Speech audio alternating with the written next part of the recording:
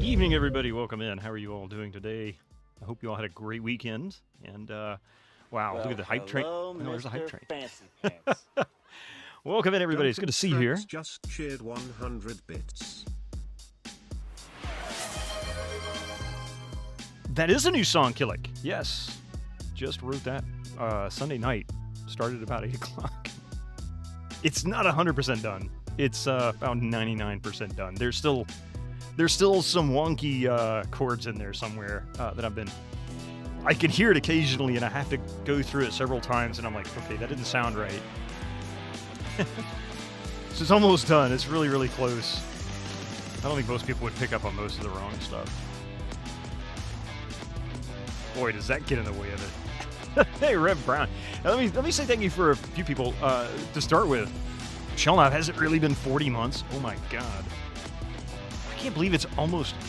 Well, it's been 3.5 years. Almost 3.5 years. That's crazy.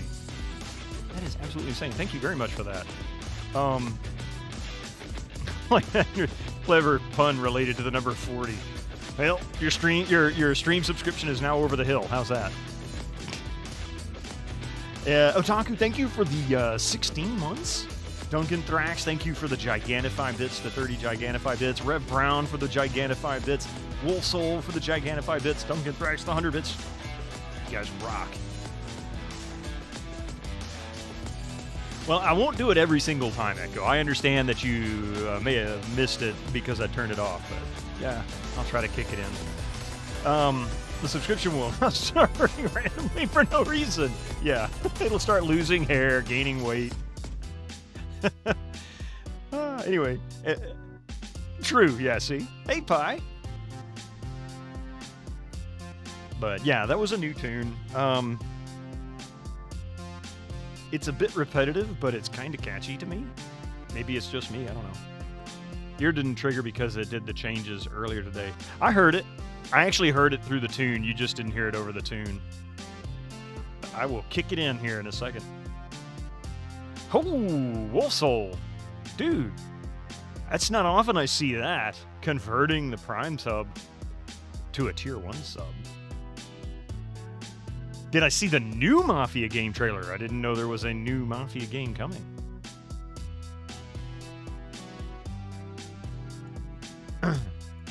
I had no idea.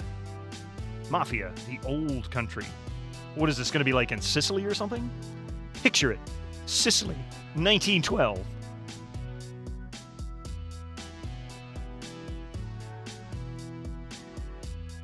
First person to get that reference. Let's see here.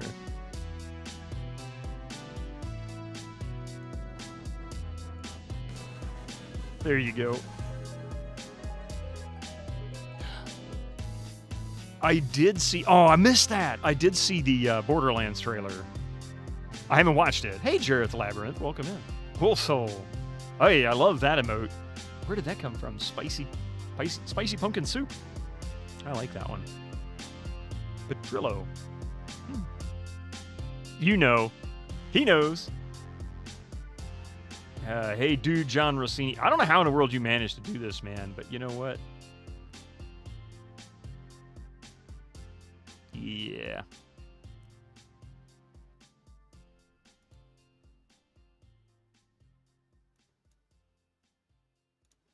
Get lost, Mr. Rossini, with your bull crap and your harassment YouTube channel.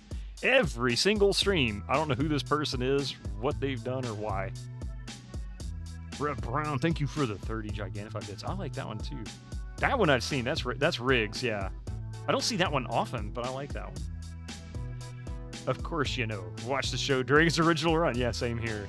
I didn't watch it religiously, of course, but I did watch it quite a lot. It was almost always on in the house when it was airing. Particularly my grandmother's house. She would watch it all the time. Want some rye? Of course you do. In fact, Coffee and I just finished watching the series not even probably a year ago, if that much. More like 8 months, maybe? 10 months? Thank you for the Gigantify bits as well.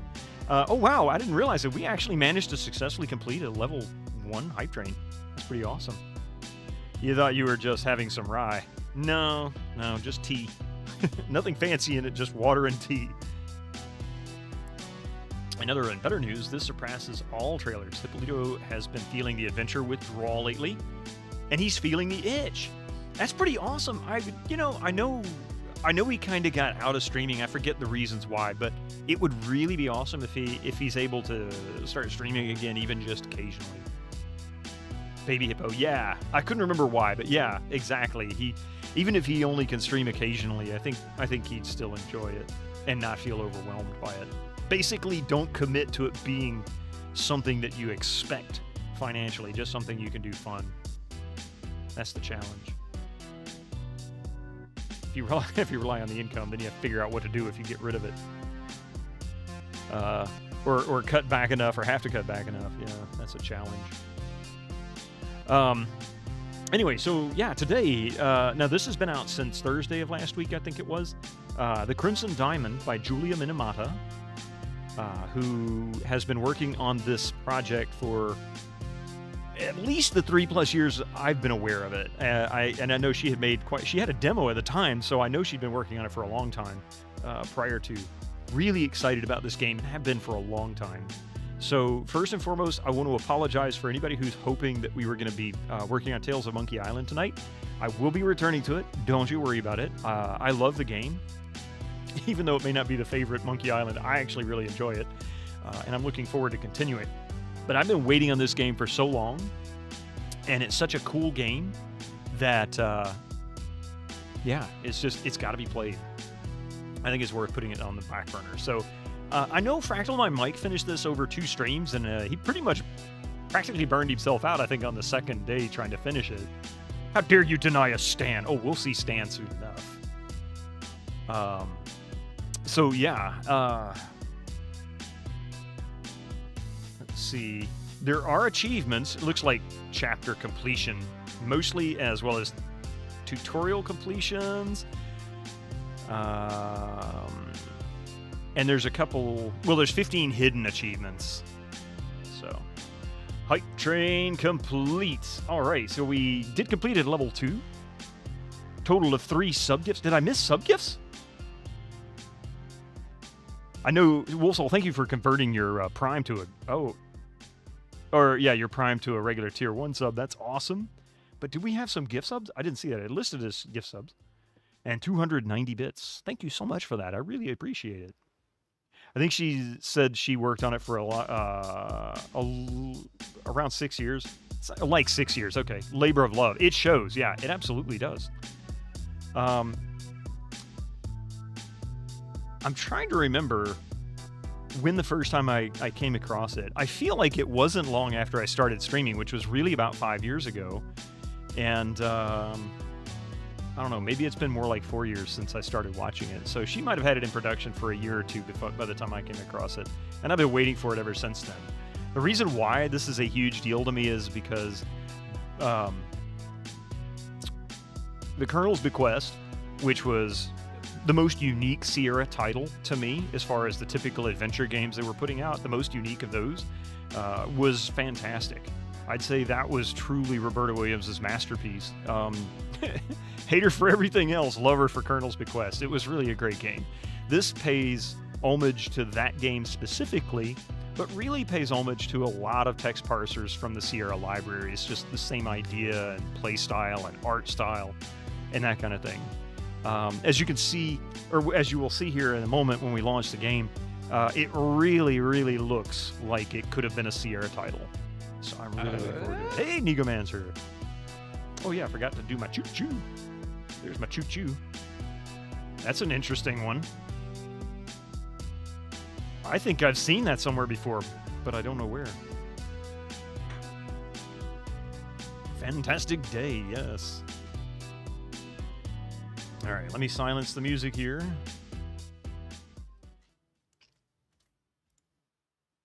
And let's get this game going. 6 years, right? Hey, Van Halen. Well, again, welcome in. How you doing? That's pretty cool. 6 years, though, right? Yeah. All right. So I'm going to play this in a window, mainly because it is something that will work in widescreen. I mean, it's developed to play on modern hardware. What happened to Tex Murphy? Bruce Lee, welcome in. So let me tell you a little bit about my channel. Thank you for joining on Sunday or Friday or Sunday, whenever you came in. On Tuesdays, I stream at night, basically, so 5 p.m. Eastern time. My audience isn't always the same. There's a few people that can't make it on Tuesdays, and then the same goes for Fridays and Sundays. There's some people that can't make it Friday or Sunday morning. So I stream Sierra and LucasArts titles on Tuesday, and then Friday and Sunday is a different title or a different game. So this isn't a Sierra title, but it is as close to a Sierra title as you can get without actually being one. That's really how it works. But we will be back in Tex Murphy on Friday. We're definitely not giving it up. Oh, no. I love Tex. Sierra Rip, yeah. Who is it that owns it? Is it Activision that owns it? Or Blizzard, I think, owned it at one point. I know Warner Brothers owned them. I forget. I guess Microsoft owns them now, don't they? Which is kind of interesting because, well, no. It's Division. Well, to be fair, it's Activision is no longer under Kotick, so we can give them at least an opportunity to improve themselves. There you go, Sierra or LucasArts adjacent games, right? It's just a name on paper. Yeah, but, that's what companies buy. Hey, we can stick that brand name on it. People will think it's no. Yeah, we will, because we're foolish like that.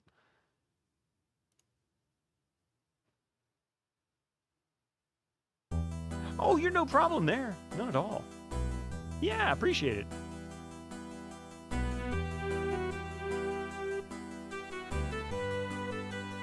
As you can see, it is in widescreen. I don't know what resolution it's at. I just put it into windowed mode. I could maximize. I'm going to screw up the... Yeah, it is. Yikes. Okay, that's not a good idea. I'll just leave it like that. But anyway, so yeah, we have a tutorial. New game, load, menu, quit. Of course, tutorial boxes on or off. I love that. So much here. All right, so in the menu, this just screams DOS, doesn't it? Let's see. Text-based inventory. Graphical inventory, press and hold arrow keys to move. Tap arrow keys to move. Go with that, because that's more Sierra for me. Visual cue for notes. Text box display delay. I don't know what that means. There is audio controls for music and sound effects separately.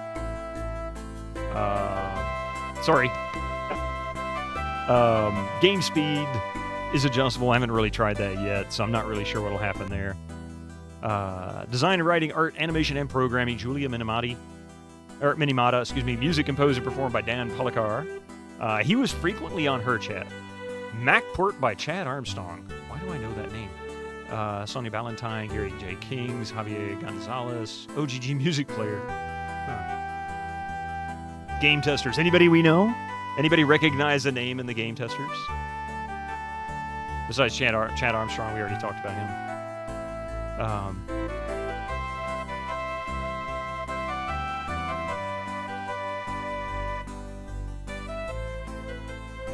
And her Patreon.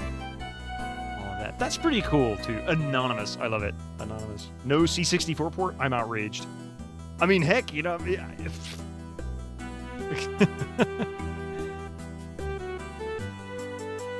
Cowboy Scott.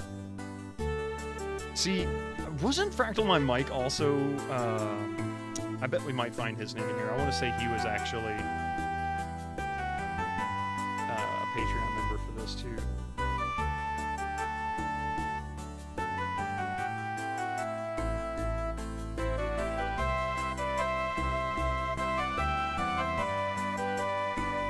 So many people. There's so many people who were waiting on this game. Oh my goodness.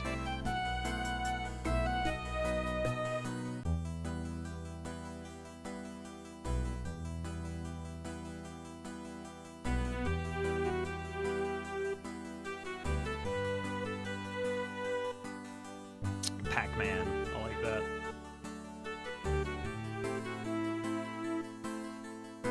Roberta Vaughn. Not Scott Williams. Wow. Taco Adventure, there you go. The Classic Adventure, or Classic Gamers Guild, there you go.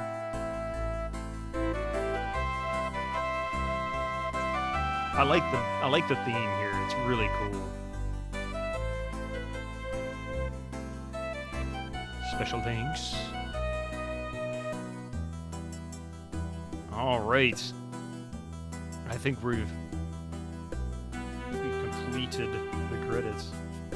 All right, let's see what the tutorial's about. Just to kind of give you guys an idea. This is a text parser, very much like the Sierra text parsers of old.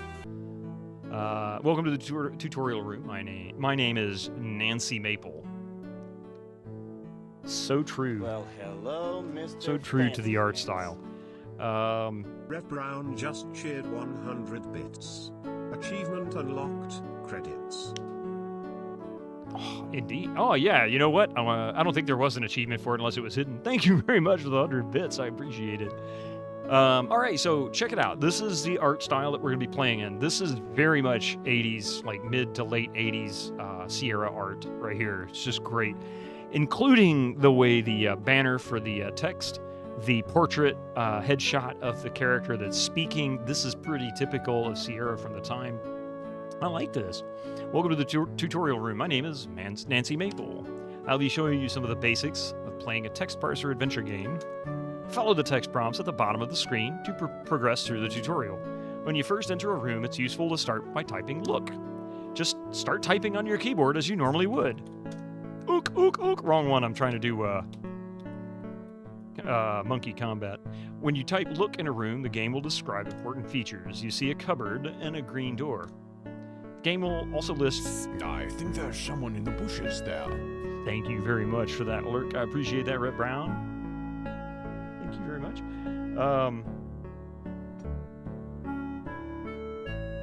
You can really see the inspiration in the face. Yes. Very inspired by Laura Bow. Let's see, other characters. Jack is here. Look man or look person will work if you're having trouble with names. Well done! Jack is a tall, lean man with a shiny, bald head. He is Mr. Richards' employee and is in charge of the cooking, cleaning, gardening, and a myriad of other tasks the lodge might require. He's weary, but still seems to be in decent spirits. Jack is somewhere in his 40s.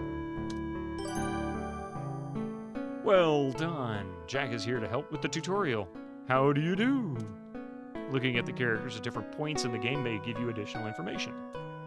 Try to talk to Jack and see what he has to say. Hello, Jack. My name is Nancy Maple. Maple. Nice to meet you, Nancy. You can ask me about this tutorial. Type Ask Jack About Tutorial.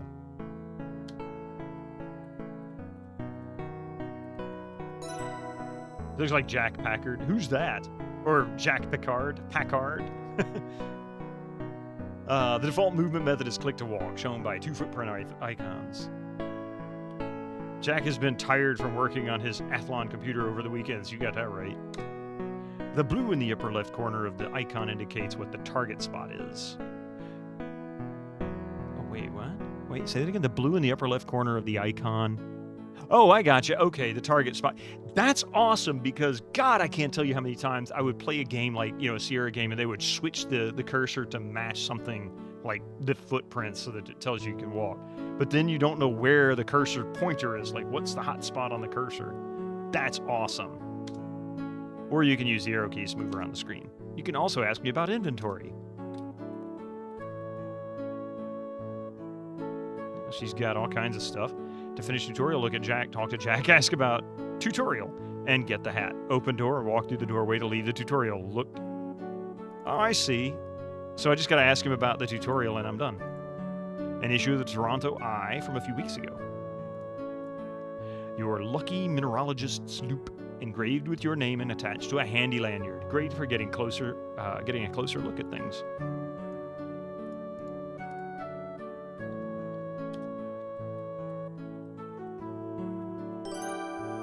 You can access your inventory by typing INV or I into the text parser. He is a Sometimes guest hosts on Red Letter Media. And is a DM on the Second Wind YouTube channel. Show Adventure is Nigh. Awesome. I'll know when you actually move around a bit. Ooh, I get you. You found my next Halloween costume through EGA Pink. Might be a dye color to match. Oh my goodness. The cursor will change to an eye. Click the eye on the items in your inventory to look at them. An issue of the Toronto Eye from a few weeks ago. Click on the loop icon at the bottom of the inventory window. The cursor will become a loop. You can examine some of your inventory items more closely using the loop. You admire the minute dots that comprise the newspaper photograph of a round-cut diamond. The natural diamond described in the article would be an octahedron, not a faceted specimen. What an embarrassing inaccuracy. You can close the inventory window by pressing Tab, the escape key, or Enter. You can also examine objects in a room using the loop. Type Examine the cupboard to learn more about it.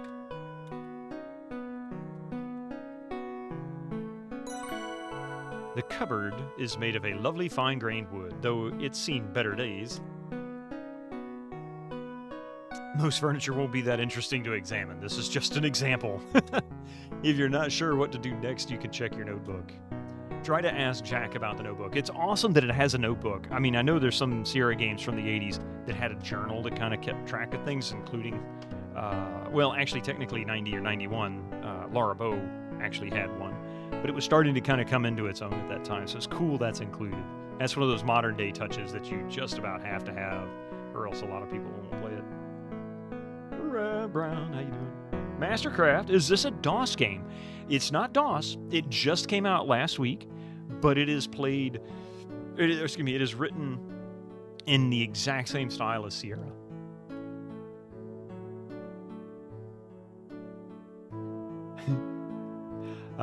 Try to ask Jack about Notebook. The Notebook can be helpful if you get stuck. It'll tell you what you need to do next to progress through the game. Be careful. If you simply follow the Notebook's prompts, you might miss important details. The Notebook will be displayed if you type Note or N. Also here, for those who need the link, there you go. That is the link to the website. There's also... oh, wait, let me get you a Steam link, too. Hang on.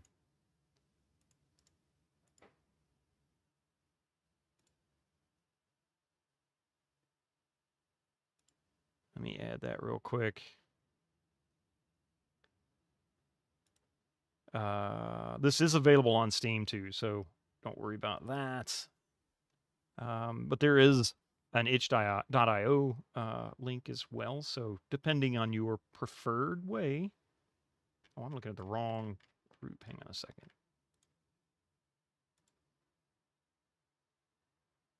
There we go.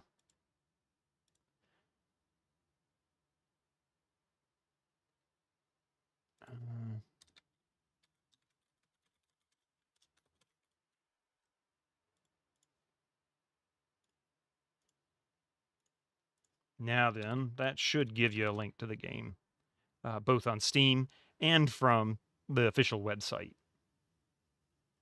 Reminds you of Maniac Mansion. Well, this game is actually intended to be very much like a Colonel's Bequest game from Sierra, back around the same time Maniac Mansion came. I think it's a couple years newer, really, but right around that same time frame. Or was it 89? When did Maniac Mansion come out? 87, 88, 89, something like that. Oh, no problem. No problem. And I don't think the link kicked over to you there, but that's the actual Steam link. I don't know if you prefer Steam or if you would rather get it from like itch.io or something like that, but it's available in both places. And this is an indie game. Julia Minimata is... it was 87, okay. I knew it was something around there. They all get confusing. All right, so the notebook will be displayed if you type Note or N. To flip through your notebook pages, click the green up and down tabs or use the arrow keys on your keyboard. I love that there's actual keyboard option for this. You can close the notebook by clicking the X button, the escape, or enter. Will this get a GOG release too? That's a question for Julia Minimata. I'm not really sure. I would love to see it on GOG because I would absolutely stream this game on GOG. I would do my best to even try and do it on release day on GOG if we could get a GOG release. So wish list it. Is there a wish? There's got to be a wish list for it. I'm sure there is. I'm sure there is. Hang on.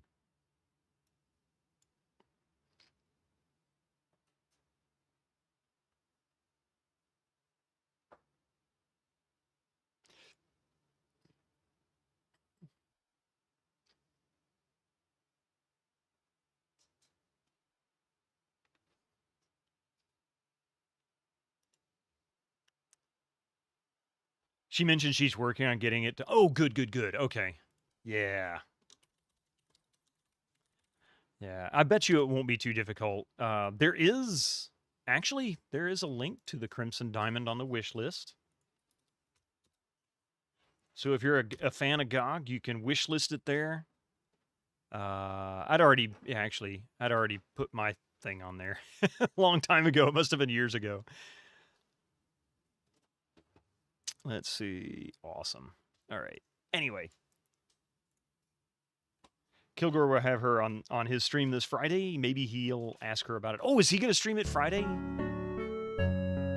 That'd be cool.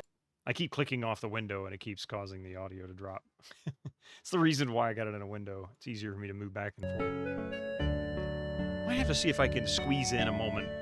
Fridays are so busy. Anyway, so thanks so much, Jack. You can also ask me about the cupboard over there. You can open the cupboard by typing cupboard. If you type open door, it'll open the green door and not the cupboard door. Sometimes there will be more than one cupboard, in which case you might have to walk close to the cupboard if you want to open.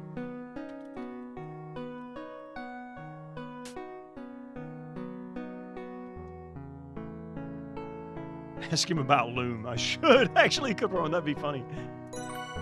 Looks like there is something inside the cupboard. If you look cupboard, the game will tell you what the cupboard looks like. If you look in cupboard, the game will tell you what's inside the cupboard. Search cupboard also works.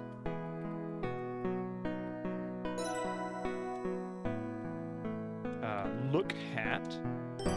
You see a green hat in the cupboard. It's my green hat. Try take hat. You take the green hat. Congratulations, you've completed the tutorial. Open door to leave this tutorial. Hey, I got an achievement! Thanks for completing the tutorial. Open the door and walk out to leave. Thank you for playing the tutorial. Hope it was helpful.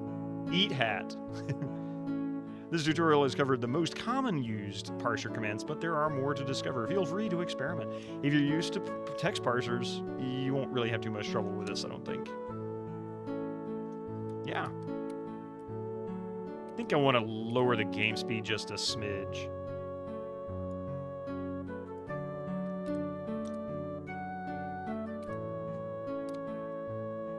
I would say if I were to nitpick one thing, it would only be that the movement isn't as smooth as some of the Sierra titles, but otherwise very, very accurate.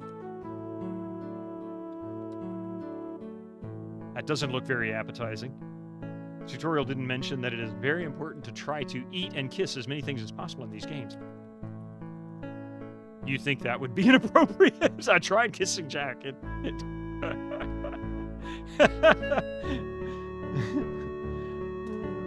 I don't know him very well after all. Oh, that's a great one, Julia. That's a great one. Okay. That was your assessment as well. Animation is not smooth, but jerky. And that might get sorted out in time. Yeah. That's one of those things I'm sure she'll pay attention to. It doesn't look very appetizing. Let's see. Stand on head. Unfortunately, that doesn't accomplish anything. Okay, well, I was expecting. Kiss cupboard. No thanks. You remember watching a playthrough of Colonel's Bequest? Where the player tried to kiss everyone and everything with mixed results? Yeah. I need to stream it again. I love Colonel's Bequest. If you're ready to leave this tutorial, either use the arrow keys to walk through the door. or click the feet icon to the right of the door, to the right of the open doorway. This room will reset once you leave it. Thanks for playing the tutorial. There we go. All right. Now, I do happen to know that there is an intro. I think there's an intro animation at the beginning, so we'll see what's going on with the little story. I'll try my best to do the voices for this. I'll at least read the text. Crimson, Ontario, 1914. Press enter to continue. Yeah, skip intro is an option, but no, we're not going to do that. Let's see the intro. I love this color palette. I love this art style.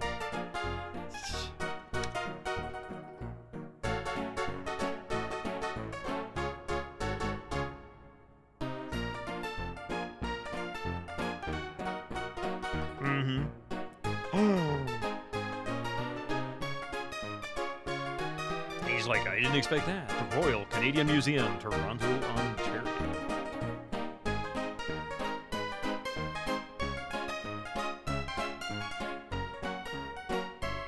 I don't know if I'm supposed to hit enter, I guess? Okay. Here we go. Here you are, Nancy. Press enter. This is it. What we've been waiting for.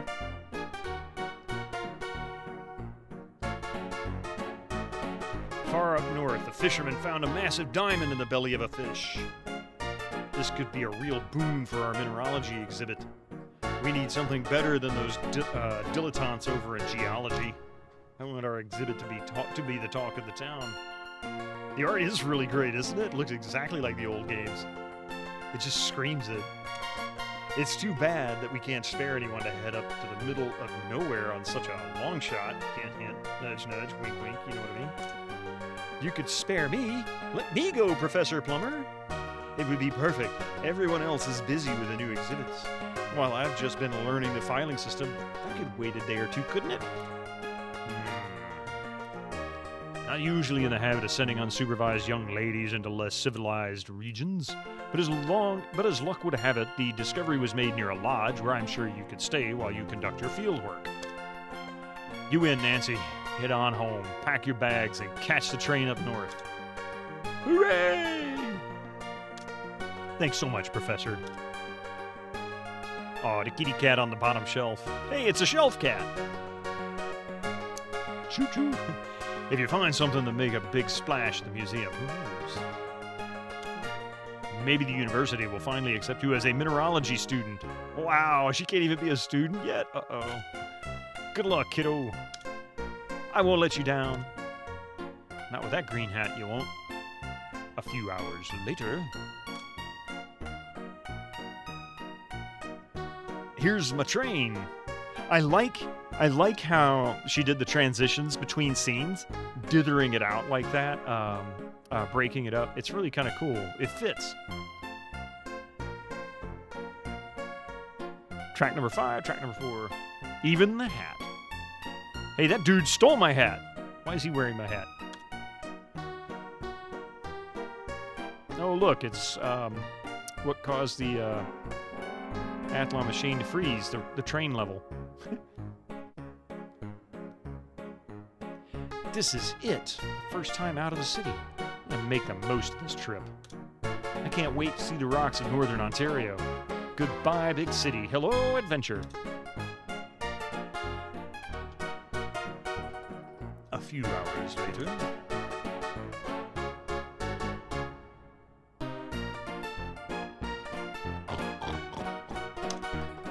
I don't know why she had to do that. Excuse me, is this seat taken?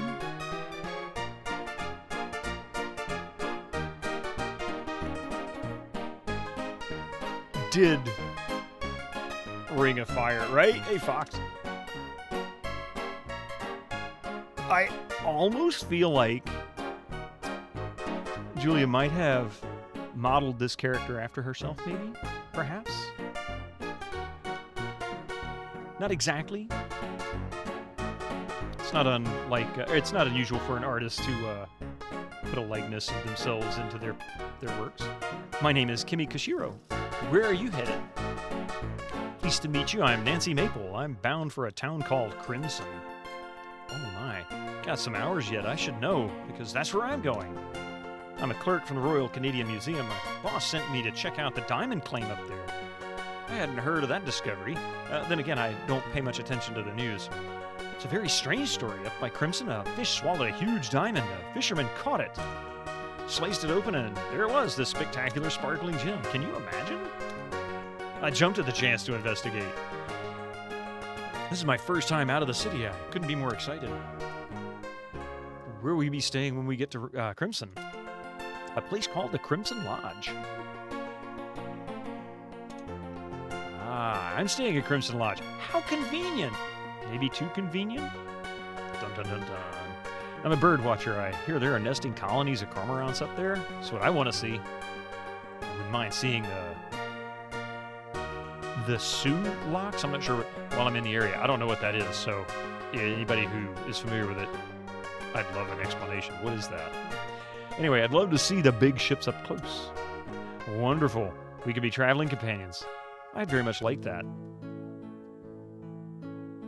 You and Kimmy chat amiably for a while as the days wear on. The rhythm of the train moving over the tracks and the monotony of the scenery lulls you into a deep sleep.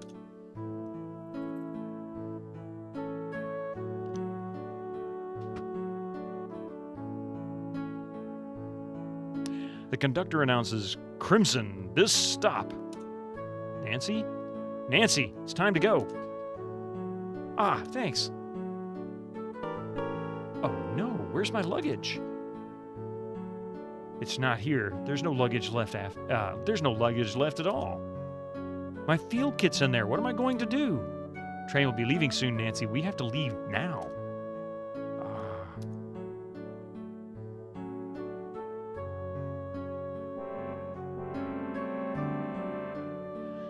I had no idea anyone else was still on the train.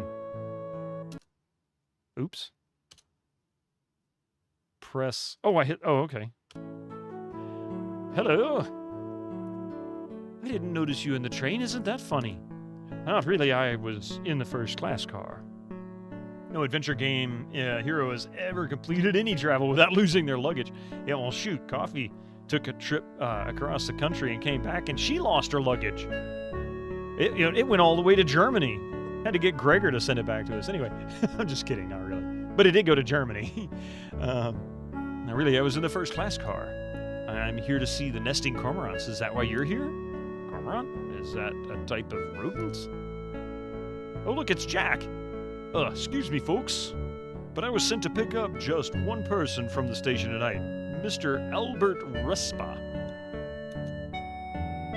Dr. Wilbur, is that you with a mustache? A European fellow, expert mineralogist on assignment, hired by the federal government on loan from Antwerp. I wasn't told he'd be bringing any secretaries, wives, or girlfriends. I'm sorry for the confusion, sir. Jack.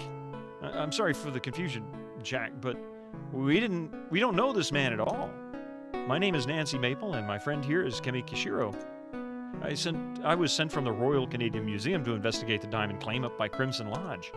And I'm here to see the nesting cormorants. I think she's here to see some birds. You can't wait to see the lodge owner, Major Franklin Katz. We're both here to stay at the lodge and go about our business. Do you know which way it is from here? I surely know where it is, because that's where I drove out from. But I'm sorry to tell you, ladies, the lodge has been closed to the public for months. You didn't hear? My boss, Mr. Richards, he's getting on. He's done with the lodging business. All he wants is peace and quiet. But then this whole diamond fiasco starts up. Folks all up in arms. He's not pleased at all, I can tell you. This gentleman is here on the government's orders. Mr. Richards can't do much about that. But you two? Well, that's unfortunate, but you only have yourselves to blame for being uninformed. Let's be off, Jack. Good evening, ladies.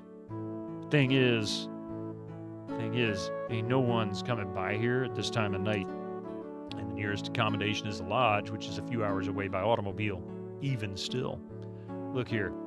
I'll drive you ladies up to the lodge for the night. Tomorrow morning I'll bring you back here so you can catch the train. As it is, Mr. Richards is going to be peeved about hosting unexpected guests. I mean, even more than he is already. His sister's come up from the city to stake her claim. and she brought a lawyer to boot. Come along now. And his arch nemesis, General Catnip. Sure. I'll get those for you. At least Nancy was nice enough not to have any luggage so that Jack didn't have to pick it up. Sir, your trunks arrived a few days ago. Boy, they sure are heavy. Hercule Poirot's twin doesn't have Hercule's politeness. He's pretty rude. Well, even Hercule could be a little bit gruff occasionally. Ah, yes, of course. My, it sure gets dark here at night. Lucky for you, I've made this trip many times. Used to be, folks would come out here in the summers for recreation. Before my time, settlers came to this area in hopes of building lives for themselves. Oh my God, it's Bitterman. Wait, yeah, of course it is. He looks, yeah, see? You've seen the dev streaming it for years over here and there. Yeah, she has been streaming it on her channel, A Maple Mystery. And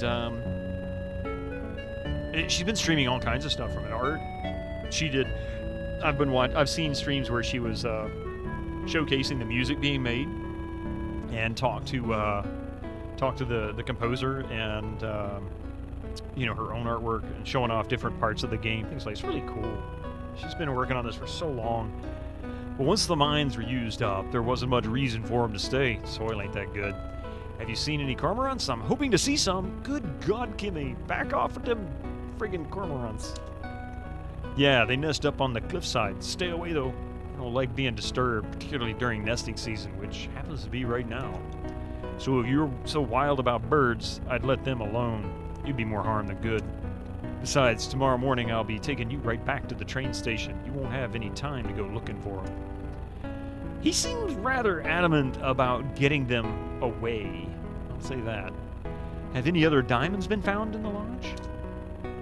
First of all, no way to know if that rock even came from around here.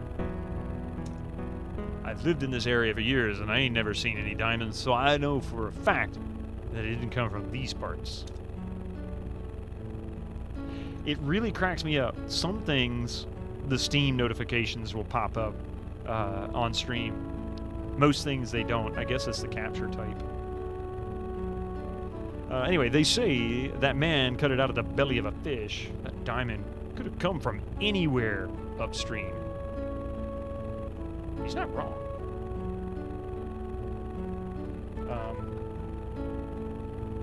Let's see. You folks are wasting your time, sorry to say. Who cares about shiny rocks anyway? No use to anybody. We shall see about that. Your travel-weary companions resist your attempts at chit-chat. It seems that Kimmy and Albert have fallen asleep. Although in the almost complete darkness, hard to tell. It's impossible for Jack to hear you from the back seat above the cacophony of the engine and the automobile rattling over the rough country road. You decided it would be best not to distract him anyway. Here we are. Wow, it's spectacular. You know what? Almost don't mind having more bodies in the lodge. Feels not so empty. Feels like old times. Make yourself at home while you're here. Thanks, Jack. Welcome to the Crimson Lodge. That entrance kind of gave me Colonel's Bequest mansion entrance vibes. I know it doesn't look like it, but it just something about the orientation and the images that it was conjuring really made me think of it. I'm going to my room. You know where your room is, dude? It'd even tell you, Miss Kashiro, Miss Mabel, your bedroom is upstairs at the end of the hall on the right. The bedroom across the hall from you, that's Mr. Richard's suite. Try to keep quiet, stay out of his way, won't you? It's creepy. It's supposed to be creepy, isn't it? Bitterman Jack. He shares the suite with Margot. She's his lady friend. Oh, I see why the journey would take a couple of hours, because those cars did not go very fast, right? Riding horse would probably be faster, more reliable. Actually, that is something I do know a little bit about, Will Soul.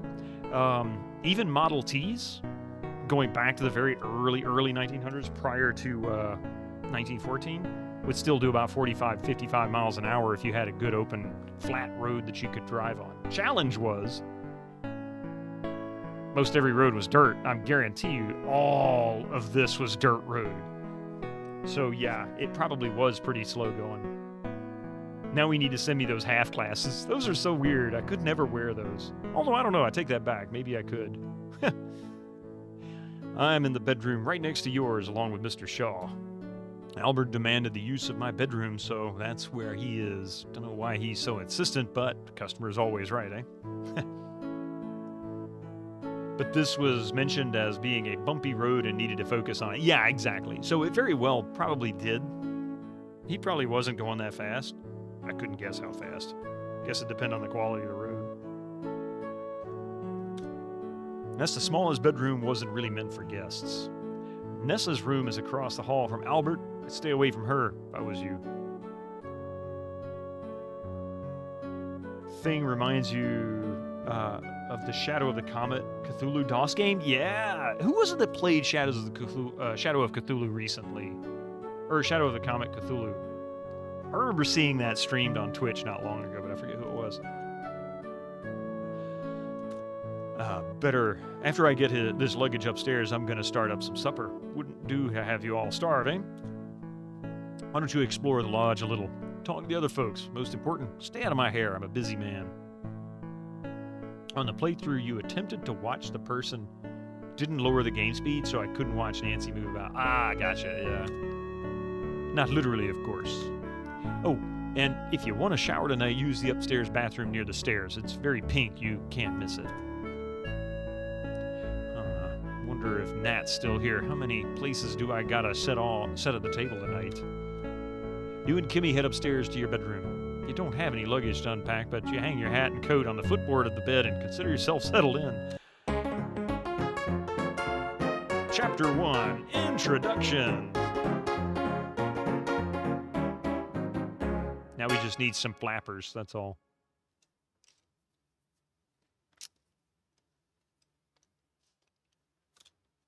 To move Nancy, you can click the feet icon on your target destination. The cool thing is, and this much I can tell you is probably intentional, is aside from a missing door on the right wall, this isn't too unlike the starting room for Laura Bow in the Colonel's Bequest. You start out in her room. There's 2 beds on the right. There is a fireplace in the center and 2 windows on each side. In this case, there's a fireplace on the left and a window there. There's also the wall the door is currently on comes out from the wall. There's a trap door for not a trap door. There's a dumbwaiter entrance. Where's the laundry chute? Yeah, is it laundry chute or dumbwaiter? I can't remember. I guess it's laundry chute. She shares a bedroom with her friend Lillian. Yep, Lillian, that's right. Or you can use arrow keys. I should talk to everyone and get to know them a little before dinner. Your notebook will tell you what you need to do to progress through the game. Type notebook or N when you need to refer to it. When you have lots of notes, click the arrow buttons or press the arrow keys to scroll through them. Essential objectives that must be completed to progress in the game will be marked with a triple X. Nice! Okay, so that actually gives you some kind of, I guess, modern day benefits. You know, back then you'd be taking notes for sure. As you notice, I didn't pull out my notebook. I'm hoping I won't need it, but this kind of gives me better feel that incoming ads for you non-subscribers. Use your Twitch Prime now. Type review at any time to check your current goals. Seeing as I've lost my luggage, I don't have much to amuse myself with before dinner.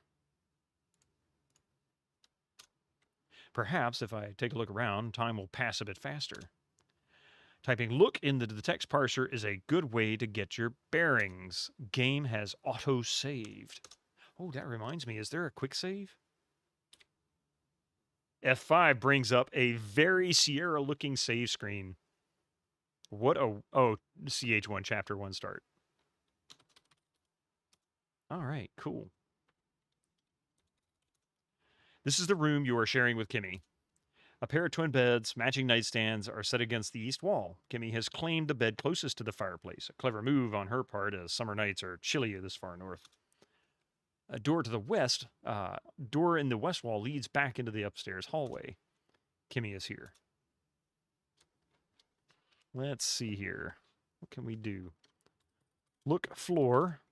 Your bedroom boasts a selection of area rugs. There is one under the coffee table and one under each bed. Look rug. Your bedroom boasts a selection. Okay. Look under bed. You have an intense fear of dust bunnies and can't bring yourself to do so. You don't see anything noteworthy. Look nightstand. There are 2 nightstands in this room, one on the left, one on the right. Let's take a look at them. Nightstands don't have drawers. Okay, look in nightstand. They don't have drawers, but they have little alcoves, right?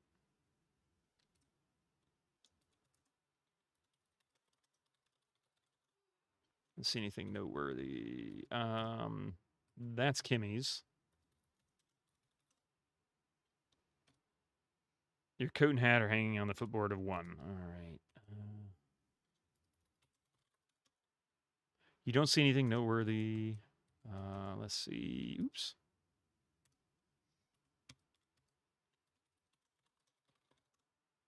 The windows offer breathtaking views of the dense forest below. Triple X. Don't let me lose sight of these commercials. They're about to kick in about 2.5 minutes. Silly me. It's dark outside.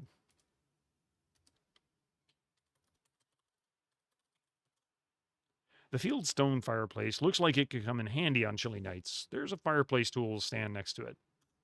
Oh, crap. I didn't mean to do that. This game needs is John Rhys Davies for the narrator.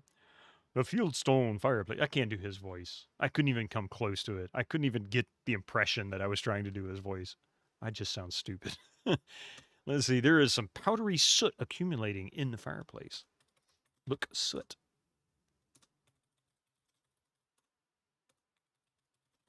Search fireplace. Unfortunately, that doesn't accomplish anything. Get tool.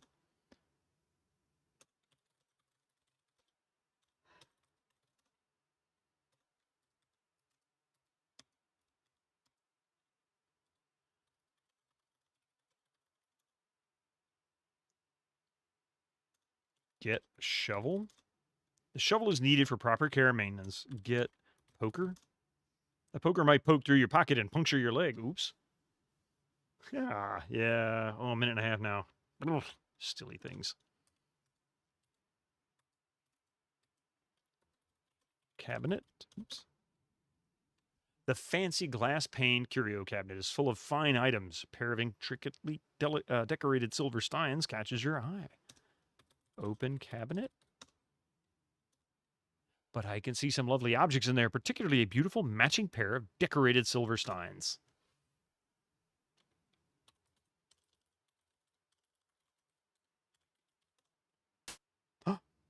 Ooh, look, drawer. It even had a little click sound for opening the drawer.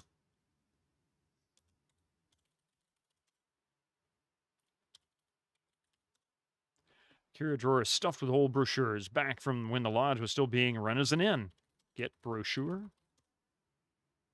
You pick up one of the lodge brochures. You can also ask characters about different topics. Ask Kimmy about brochure. Just ask about brochure.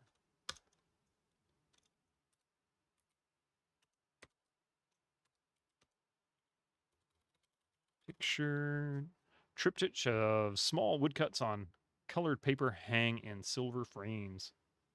Murray, how's it going? You haven't missed much, I promise. But you also haven't missed the fact that ads are about to kick in.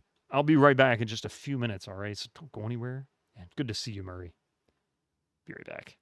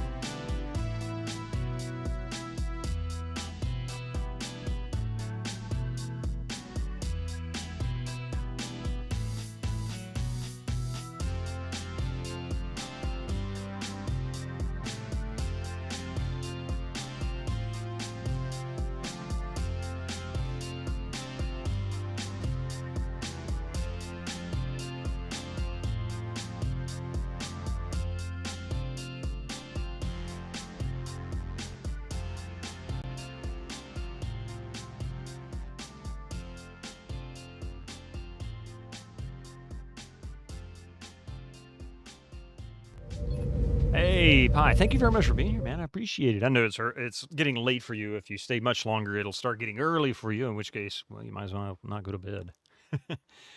All right. Anyway, welcome back. Thank you very much for that short break. And sorry about the retransition to get the audio back working.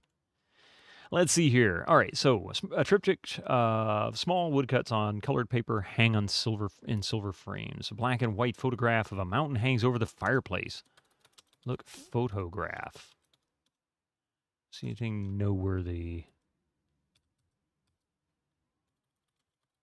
Wood cutting. Call out of work, but it will write you a note. I'll happily write you a note. I don't think it'll be worth anything, but you know. Get photograph. Either that isn't here, or you don't need that, or you have no need for that, something like that. Let's see. Is this a love seat? What is this? Look, daybed. Look, love seat. A comfy window seat looks like it would be a nice place to do some reading. Read. Unfortunately, that doesn't accomplish anything. Okay.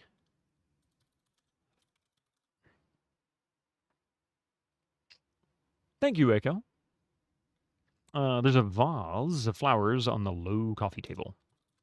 Get vase. You've never felt the need to have a vase on your person. Look, vase. A ceramic vase of flowers is glazed in a pretty blue color. The flowers or the vase? Get flowers. The flowers are pretty decorative accents that brightens the room. You decide to leave them alone. They're not yours anyway. I mean, they don't even really want you there. That's the kind of thing. Okay, talk. I almost wanted to say talk to Lillian. Talk to Kimmy. I've never been to a place like this before. I'm excited to explore, and I love meeting new people. Evening, Windjammers. How's things going? Hey, we're doing really well. A vase. Doing pretty good, TARDIS. How you doing? Welcome in. You come to see the Crimson Diamond? Yes, you are the inquisitive type, aren't you? Jack did invite you to introduce yourself to everyone else. After all, it's only polite. Why is she being semi-rude? Like, questionably rude when she was really friendly on the train. Is she just tired from the trip? I most certainly am. Would you like to join me? No thanks, Nancy. I'm exhausted. That bumpy ride from the train station has left me a bit frazzled. Looking forward to some peace and quiet before dinner. I can take a hint. I'll leave you be. Oh, one more thing. While you were asleep, Jack mentioned some old lodge brochures stored in the curio cabinet drawer. They were meant for guests back when the lodge was used as an inn. Even though we may not stay long, he said we're welcome to take them as keepsakes. Thanks, Kimmy. I already picked it up because, you know, I'm good at that. Anyway, the notebook will track your progress to your goals. Now that you've talked to Kimmy, it's marked with an X in your notebook. See, I didn't even look at the notebook yet, other than the tutorial. Okay, open the curio cabinet drawer, search the drawers, take the brochure. We already did that. So, is that a goal? Get brochure? You already have the lodge brochure. You don't need more than that. So did I break the game? Did I screw it up somehow? Type review to check your current goals. I should introduce myself to Margot. Jack mentioned that her bedroom is across the hall from the bedroom Kimmy and I are sharing. Okay. Mr. Richards is our host, albeit a reluctant one. I ought to thank him for his hospitality, for sure. Jack mentioned Nathan. I should introduce myself. Mr. Richards' sisters is here. It would only be polite to say hello.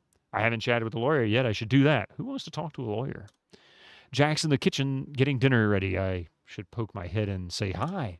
I should have a quick chat with Albert. He mentioned that he'd be unpacking in his room. You know, the crazy thing about this is that this lodge is basically just Jack and Mr. Richards. Jack and Mr. Richards. And all of a sudden the place is full.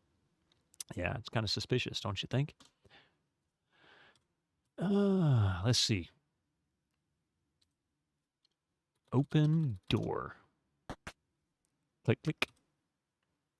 Type help or H to open the help window. There is a list of parser shortcuts to simplify using the parser. Example, OD means open door. Hey, that's cool. This is the northern end of the upstairs hallway. The door to the west leads to the master bedroom. The door to the east leads to the room you to the room you share with Gimme. An impressive oil painted is mounted here. The upstairs hallway continues to the south. Is there going to be tricks and traps that'll kill me if I happen to stumble on something?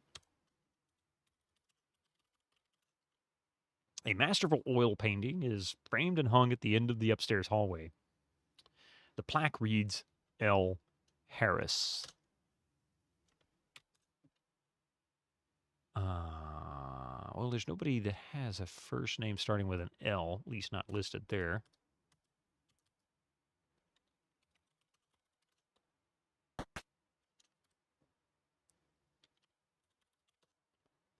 This is the master bedroom. Mr. Richard shares it with Margot. You feel a little weird about invading their private space. There is a wardrobe and nightstands to the left and right of the bed. There are 2 doors in the south wall and a door in the east wall leading back to the hallway. And it depends on how closely this game copies. Yeah, right? It seems to have quite a bit in common. Clearly, yeah, based on the idea. So didn't they say the person I was supposed to talk to, who was it? Let's see. Should introduce myself to Margot. Her bedroom is across all. Oh, okay. So yeah, Mr. Richards. Yeah, he's.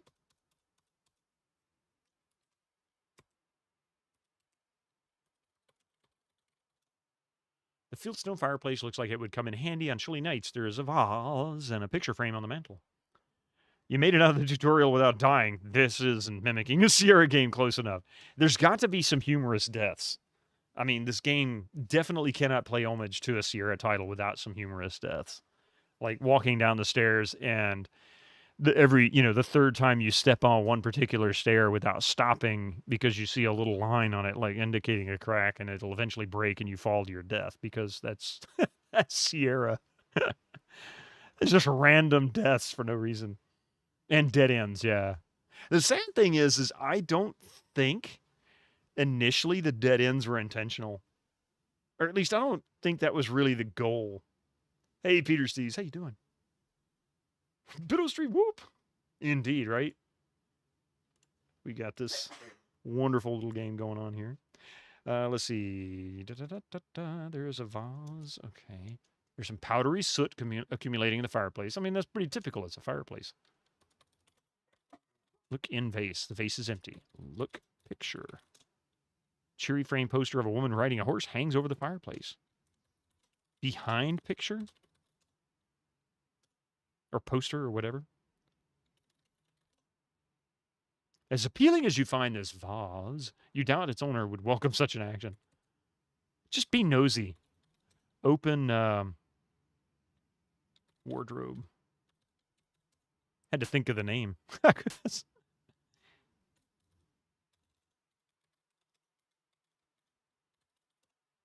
The wardrobe contains a few garments, bags, and folded up pairs of overalls. Get overalls. Overalls are neither your size nor your style, and they're certainly not yours. Clothes wardrobe. Actually, search overalls? Yeah, I didn't think so. Clothes wardrobe. We don't want him to know that I've been in here. You loved at the beginning when the man just transitions on screen like nothing happened. Yeah.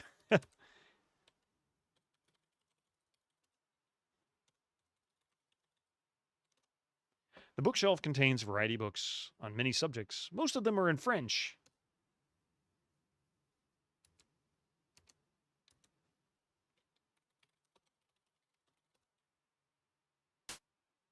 You open the nightstand. There is a roll of white tape in the nightstand drawer.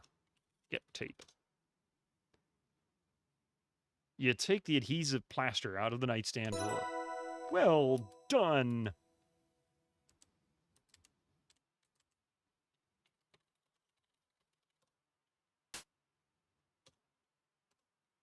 Okay.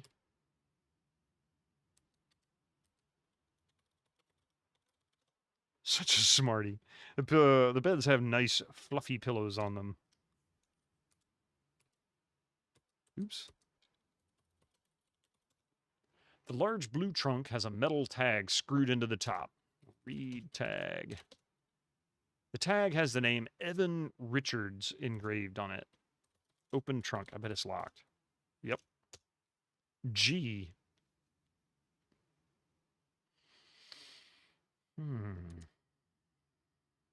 I didn't think to do this before. Jack does a fine job keeping this fireplace clean. Look under rug. Yeah.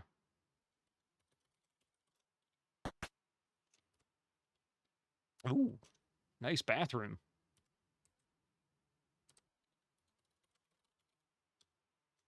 Hey, PS1 Addict, welcome back. 3 Stream Street, got to start somewhere, right? Rebuilding it? An in-suite bathroom. What a luxury. You see a classy Victorian bathtub, a pedestal sink, a toilet, and a waste paper basket. A door in the north wall leads back into the master bedroom. Now, the waste paper basket's actually kind of significant for being in the bathroom because that actually plays a pretty significant role in Colonel's bequest. Look, waste paper basket. I could probably just type look basket. The waste paper basket in the in-suite bathroom has been painted bright cayenne to serve as a bright visual accent. Search basket. There isn't anything in this waste paper basket. Nothing yet, anyway. Look medicine cabinet. Look mirror. Open mirror. Look sink. The pedestal sink has 2 taps, one for hot and one for cold. Use bathroom. Go potty. Whatever. Can you do this? Like, what is this? Duke Nukem? Richards must have money to be able to afford toilet paper in 1914. Let's see. I tried that. Oh, what's that? It didn't know what use was. It's surrounded by a teal curtain. Take shower. This is Margot and Evan's bathroom. If you want a shower, try the upstairs bathroom nearest the stairs. Okay, we'll do that. But not right now.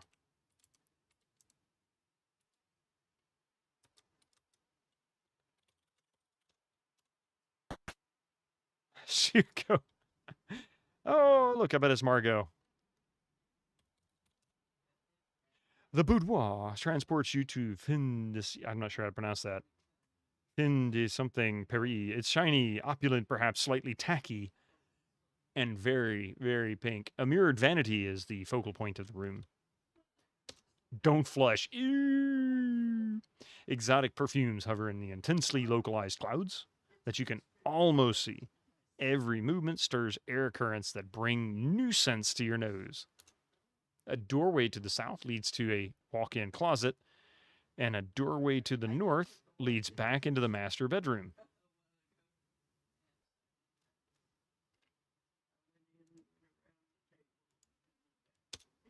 A powder compact is on the vanity. You see a pretty blonde woman in a fashionable dress. Hide. That course of action yields no result. That's a funny response.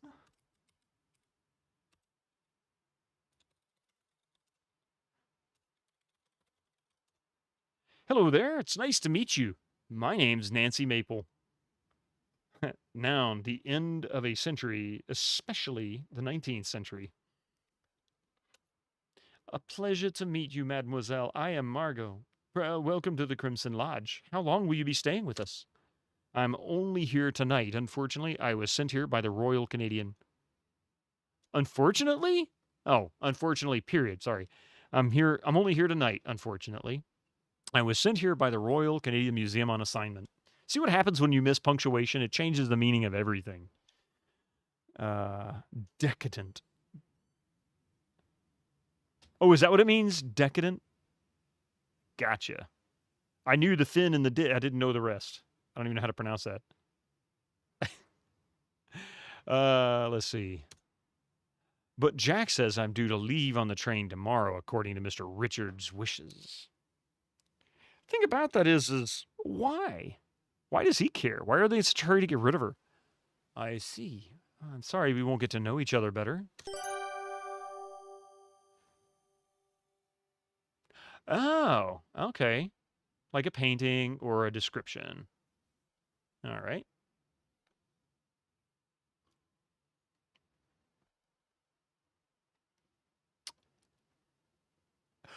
Oh, yeah. Okay. Yeah, fin that would be of finish or final whatever. So, yeah, I got you. So it was that I'm not sure how to pronounce that third word. I don't think I've ever seen it written. And I don't speak French.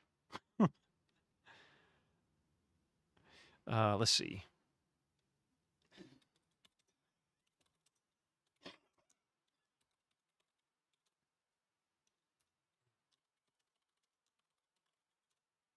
Mon cher, we met in Crimson a couple of years ago. I was terribly lost, and it was so late in the evening. No more trains were running that night, so he invited me to stay at the lodge, and I have not left since.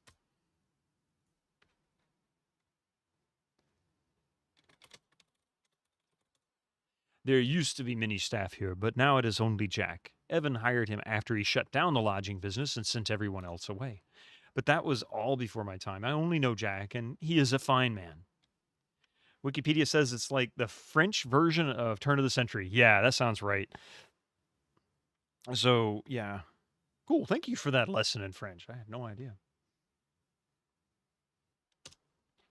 He is in the kitchen making dinner. It smells so delicious. Boudoir. You used boudoir. Why can't I use boudoir? That's not fair.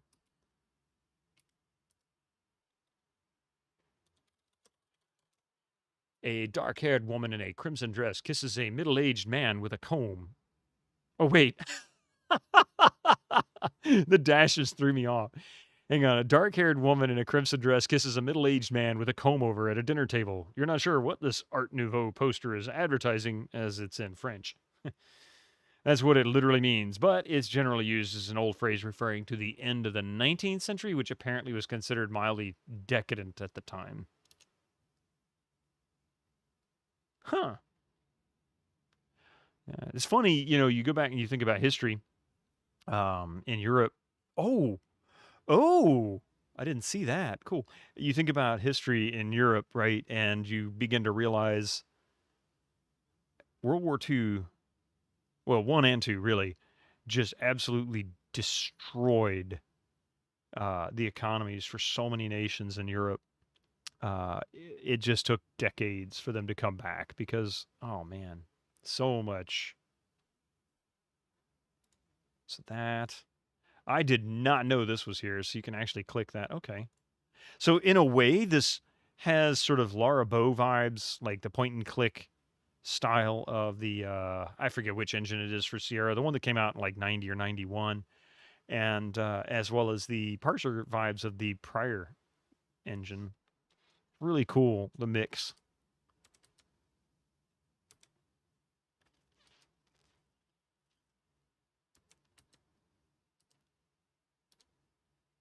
Press escape or move the mouse cursor to the top of the screen to open the main menu. For more options, you can save and load your game, adjust the game. Yep, we already know that.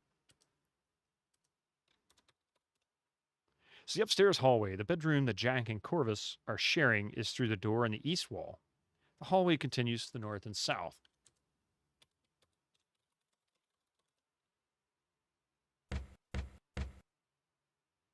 You get no response. Hi, I'm Nancy Maple, and I'm nosy. This is the bedroom Jack is sharing with Corvus. Judging from the crate... Oh, wait. Judging from the crate haphazardly filled with clothes, Jack didn't get much notice regarding this new living arrangement. There is a large dresser set against the back wall containing many small drawers. There is a pitcher and a drinking glass on top. You also see a low coffee table, a writing desk, a bookcase, plush armchair, and a pair of beds. A door to the west wall leads back to the upstairs hallway.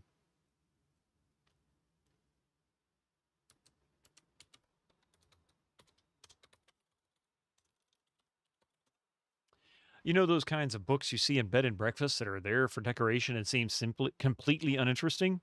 These are those kinds of books.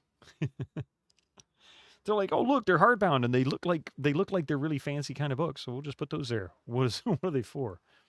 I don't know. They talk about the color red or something. Nothing important. Search crate.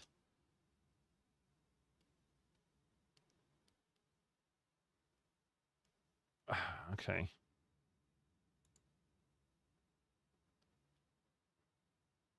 Uh-huh. You just rickrolled me. I ain't clicking no more links from you, Echo. Long link is long.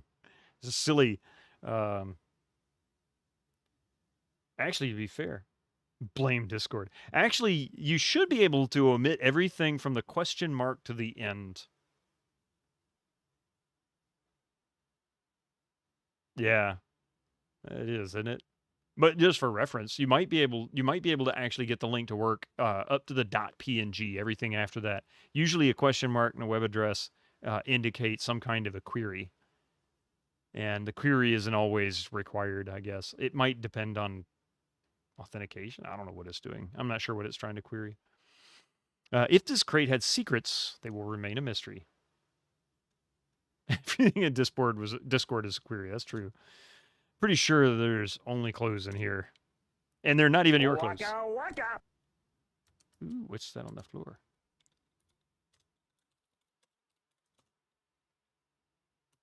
There is a leather satchel on the bed. Search satchel. Yeah, and link shorteners, yeah. Search dresser.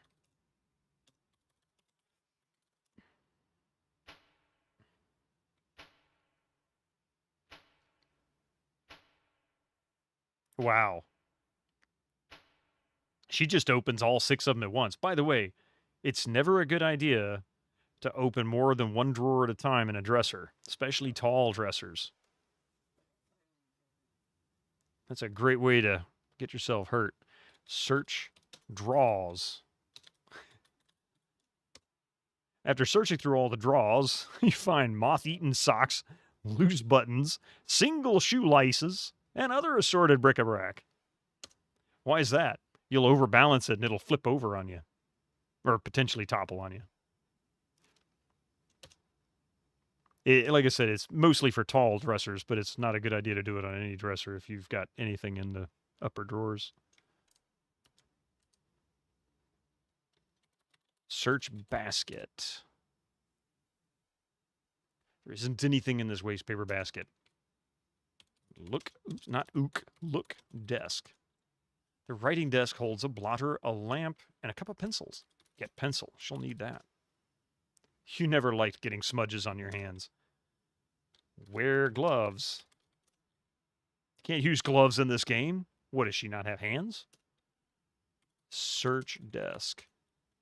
You don't find anything particularly interesting in or around the desk. That Gamescom show had nothing except for Mafia 4. I hope Mafia 4 ends up turning out to be pretty good. I didn't know they were doing anything new. The water glass and pitcher are set on the dresser. Get water. Either that isn't here or you don't see a need for that. Get glass. Have you ever awoken in the night with a fierce thirst? It'd be monstrous to take the pitcher or the glass. I'm sure there are plenty of drinking glasses elsewhere. People are making a lot of indie games that are strikingly different. That's good, though. That's really good because, Peter Steves, it's innovation. We need innovation. Every single industry seems to be just going down the same tubes of what can I make at the lowest possible cost, including anything that even remotely looks interesting, but can still make money off of it. It's ridiculously boring now.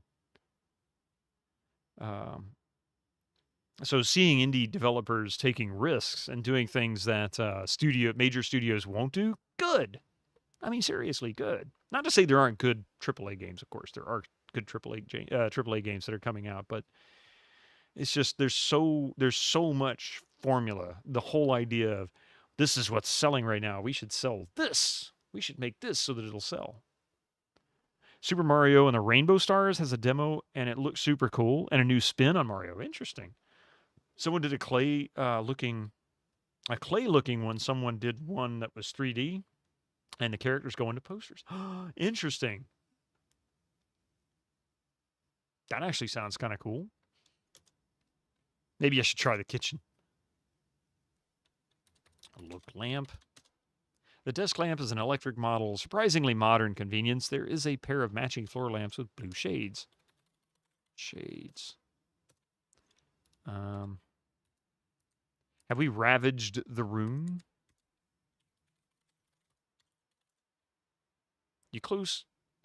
Your close examination of the armchair reveals nothing of note. Sit. Nice touch. You sit down.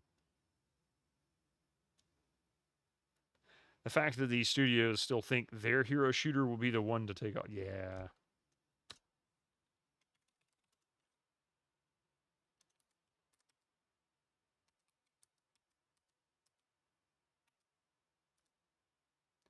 I really wonder if there's going to be secret passages. There's got to be secret passages. Let's see. Type INV or I or the tab button to open your inventory window. You can look at and examine your inventory in this window. You can choose between default graphical inventory or a text-based inventory in the main menu. Hey, Monafe, you bought this game today as well? Nice. I got this just before it came out. For the purpose of being able to stream it, and it's yeah, I've been like chafing at the bit to get this. How you doing, Monafe? It's good to see you today, by the way. It's like when everybody was chasing WoW, yeah. Well, I mean, look at Ubisoft. Ubisoft chases its own titles. Like they just basically remake them with different styles in the game, but everything is the same beyond that. You go into books and posters, and the books look like vector art, and going out, you turn 3D, like that one Zelda game Link Between World. That sounds like Aha's Take On Me, excuse me. If you've ever seen that video, you know what I'm talking about. He keeps stepping in and out of a comic book world and into the real world and back into the comic book world. Chasing that girl. You're just a small streamer, Mosley. And Mosley was sleeping when Julia streamed it. Yeah, because she'll stream, most likely be streaming tonight. She tends to stream on Tuesdays. But she starts after me. Like, she could start in the next 30 minutes to an hour or more. You'd have wanted to buy it anyway. It's worth it. Someone also did a Breath of the Wild inspired game, but you're a knight with a shield that can go do things. They can do things like glide. Ooh, interesting. Yeah, that was a good video. That was back when they were. I mean, that's early '80s. That was the birth of music videos in terms of commercial. And so they were really putting money into it. I mean, you could imagine how much money they put into a video like Thriller, and that probably had a bigger budget than some TV shows did. It's crazy. I mean, look at the director, for example. Was that Zemeckis? Who was it that directed that? I think it was Robert Zemeckis. Yeah. Let's see.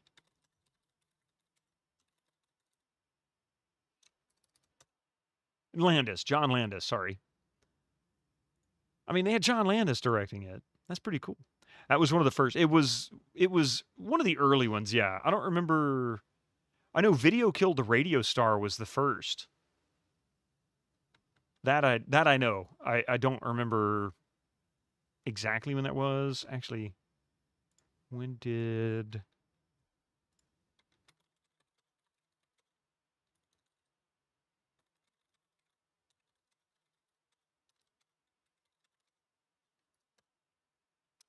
August 1st, 1981. Wow.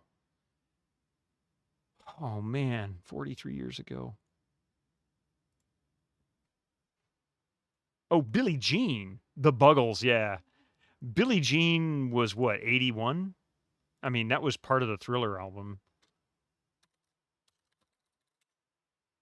Yeah, or 82, November 29th, 82.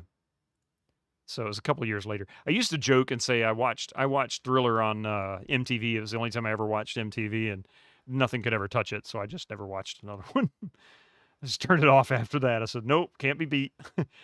That game that you said the main weapon is the shield. Oh, see, that's kind of cool too. Let's see. You're in the upstairs hallway. The door to the west leads to Nessa's bedroom. The door to the east leads to Albert's room. The hallways continue to the north and south. Back when MTV was actually music television, only for about 5 or 6 more years. And then they started getting away from it.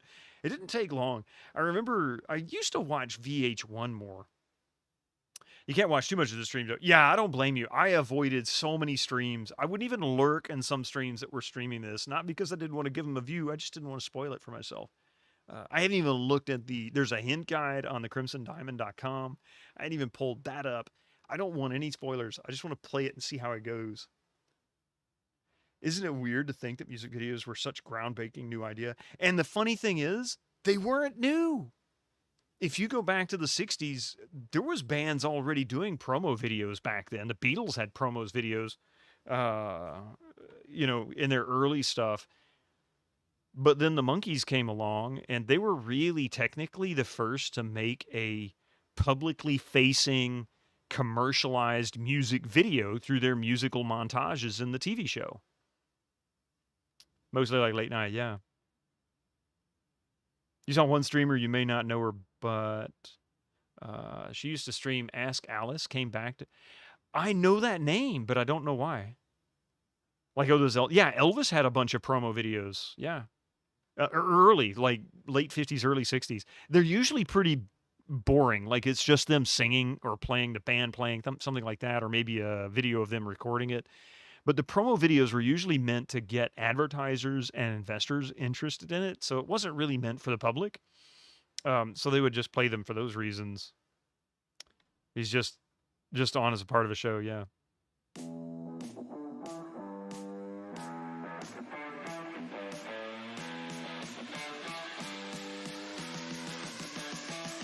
That's the last thing you'll do. Oh, trivia time. What kind of trivia would you like there, Monafe? Would you like some Star Trek? 90s?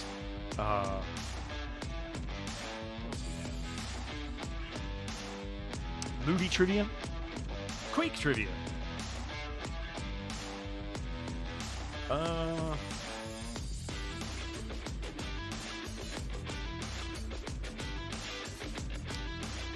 How many different regions or chapters were there for the original Quake? 90s? Only if you avoid American-centric. I try really hard to avoid them. Not always easy.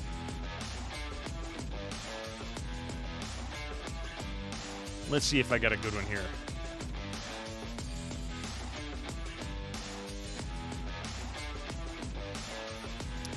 Here's one.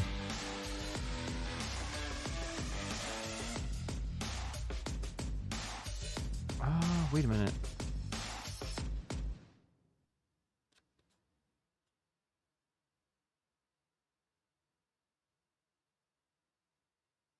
Oh, wow, I remember that.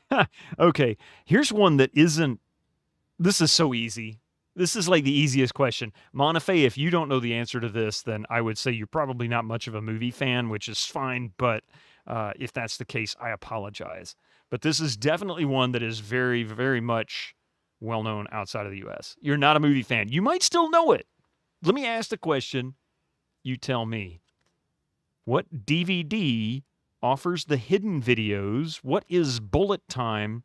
And what is the concept if you click on the little red pill? What DVD offers the hidden videos? What is bullet time? And what is the concept if you click on the little red pill?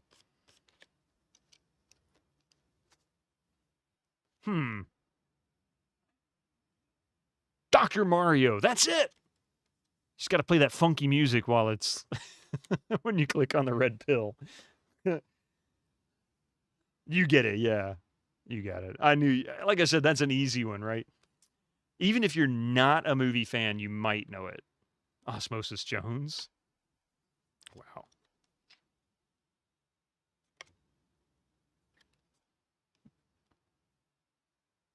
If you click on the blue pill, you get Sonic. You know, I ought to go get my DVD and pop it in and see, because I don't remember. It's been a long time since because I play everything. I just rip my DVDs and put them on Plex, and we play them back that way through like Roku and stuff. But I haven't actually put the DVD in a long time, and I bought it when it came out. In fact, it was one of the first 2 discs I bought. When I bought a DVD kit in 1999. Hummaker, I think you were with me if you're still in the stream. I think you were with me. We got it at a big Best Buy, excuse me. A creative DVD kit with a Blu-ray, or not a Blu-ray, with a DVD player internal for PC, along with a MPEG decoder that plugged into the computer so that you could play, so that it could decode the video, since that wasn't really a thing on video cards at the time, or at least not quite yet. And I paid about $180 for it, I think. You think you remember that? Yeah, it's been too long, man. But I bought the DVD player. I bought the Disney movie The Black Hole.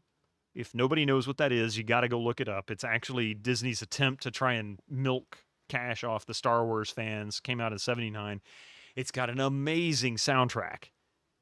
The movie was it's passable. It's enjoyable. I got a kick out of it as a kid, but I wanted it. And The Matrix. Those are the 2. Maybe it was It might have been Micro Center. Yeah. I couldn't remember if it was big, Best Buy or Micro Center. Huh. Man. God, it's been a long time.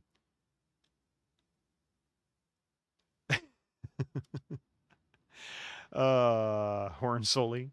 You sure it wasn't Radio Shack? No, I bought my Voodoo, my original 3D Effects Voodoo from Radio Shack.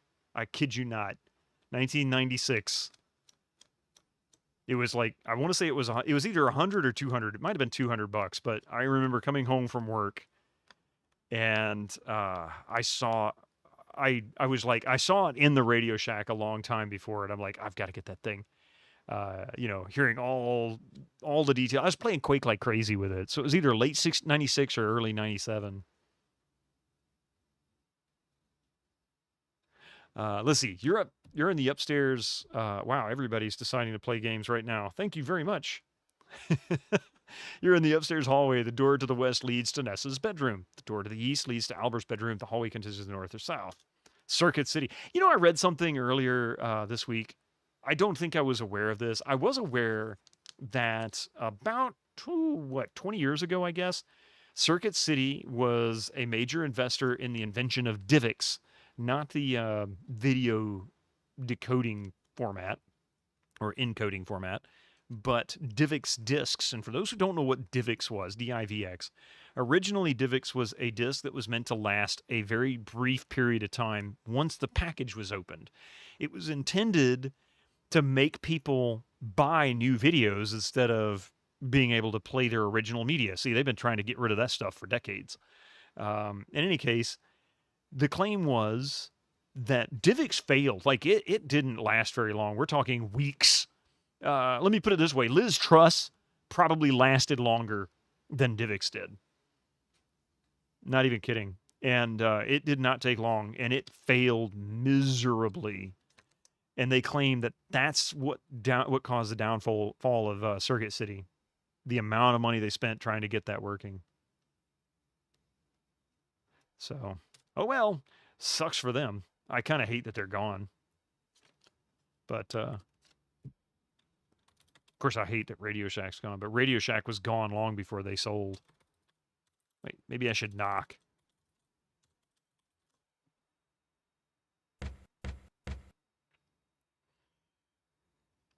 You knock lightly on Albert's door? That didn't sound very nice. Lightly. That sounded like she was pounding on it with her fist. You hate that bookstores are dying, but hey. Yes, you did, TARDIS. She actually outlasted another event. She lasted longer than Divix did. Leave me alone, whoever it is. I am busy. Open door. I don't care if you're busy. I don't listen very well. This is a small bedroom, humbly furnished. Albert insisted on getting a room to himself, despite its size. So this is Laura Bow. It's not Laura Bow per se. It is heavily influenced by Laura Bow and Colonel's Bequest. So really, Colonel's Bequest, I think, probably has the most influence. You're so glad she gets roasted overseas as much as she does here. I mean, it was a pretty funny event. Thank God it didn't last long. I know there was still all the backlash and everything, which sucks, but you remember when your dad had a P.O. box for work? You would go there, you would go to the Books A Million nearby. Alas, the bookstore shut down. Yeah. Hey, Cherry Onion.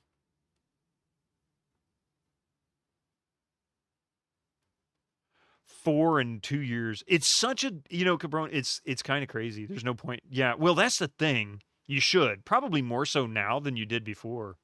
But that's for a whole other channel to go into discussion.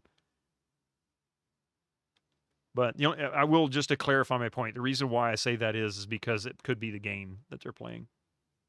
Just because. You call it a spiritual successor looking at the graphics and art. You can see it heavily inspired by it. Oh, it absolutely is. It's entirely based on the idea behind Colonel's Bequest. Julia's made that clear repeatedly in her streams. It's really cool. That's why I wanted to play it so bad. Remember when you had a library truck that came to our school? Oh, yeah, the mobile bookstore.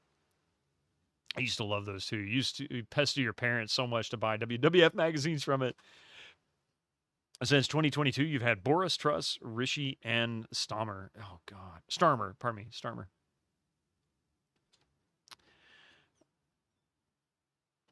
The furniture in this room is of a simpler make and consists of a wardrobe, desk, and nightstand. There is a pitcher and drinking glass on the nightstand. How much more can we distract? Oh, God, that's not hard. It's so easy to distract, especially on Tuesdays. Albert is here. Hi, Albert. How you doing, Albert?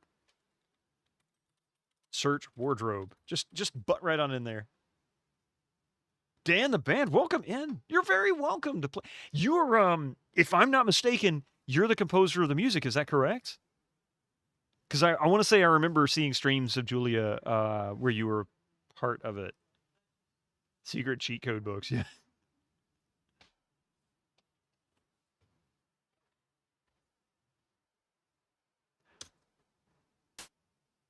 That is you. Yes, I thought so. You're going to stream some later tonight. She mentioned that. Yeah, she said she was going to stream later tonight. Is that Dan? Yes. Welcome in.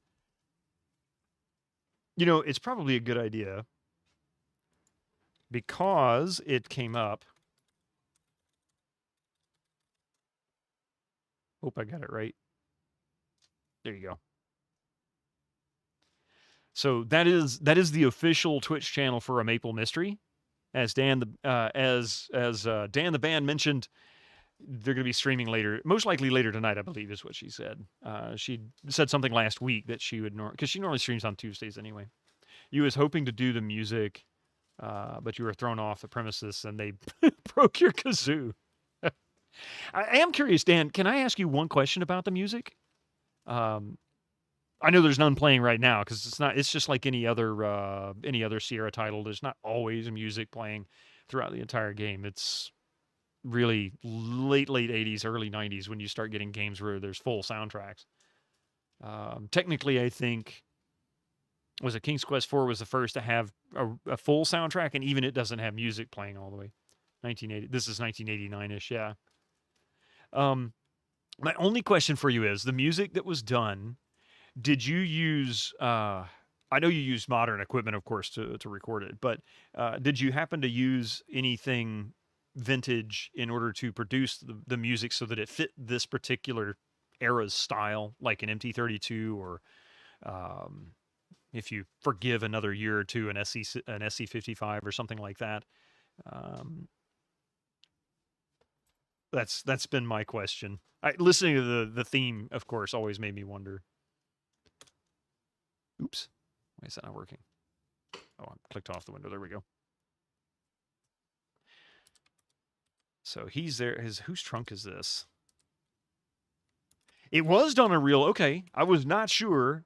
So thank you for confirming that, because I thought to myself, it really sounds good. Like it sounds like it's either a really, really good emulator or it's the real thing. That is awesome. That's truly awesome. But the theme was mastered, so yeah, it has some EQ enhancements. It didn't sound quite the same, which was partly why I wanted to know. I mean, obviously you're gonna master it to fit modern expectations. There are 2 identical large chests at the foot of the bed. 2? Oh, they are. They're side by side. I thought that was one giant chest. Open chest. What on earth are you doing? Get away from my luggage. How about you? Sorry, dude. I didn't mean to butt into your room. Actually, I did. The search basket. Is there anything in the waste paper? There isn't anything in the waste paper basket. Okay.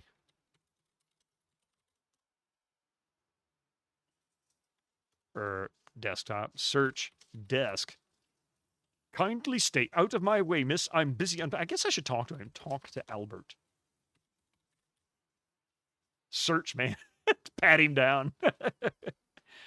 Hello, Mr. Respa. How are you settling in? Please, miss, I'm busy at the moment and can't chat. Search Albert. That doesn't work. There is one thing that I think it's a subtle little thing I've never seen before. Maybe I missed it in Sierra games of all the ones I've ever played. I can't believe I'd never picked it up. When you start typing, the very first letter of a word is automatic, or the very first word in the sentence is automatically capitalized. That time it didn't do it. Interesting. So maybe... Okay, so you have to actually just start typing. How many shirts is he going to unpack? I don't know. It's an endless suitcase at this point. I guess we'll... Actually, did I look at the painting? Look book first. The geology and mineralogy books look as good as new. Ooh, yet book. Those are Albert's books. He wouldn't appreciate that. He's not looking.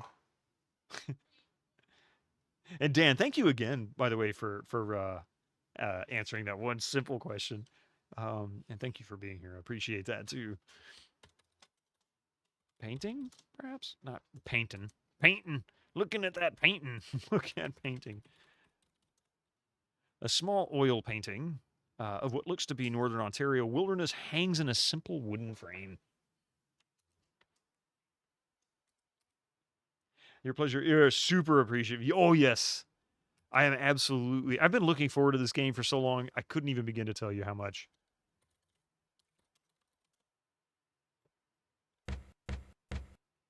She didn't knock lightly. I get no response. OD. I like that feature. That's kind of nice. Ooh. This is a pretty large bedroom. There is a love seat and armchair ranged around the low table. There is a wardrobe, dresser, and painted cupboard. A door in the east wall leads back to this upstairs hallway. Always look in the waste paper baskets. Search basket.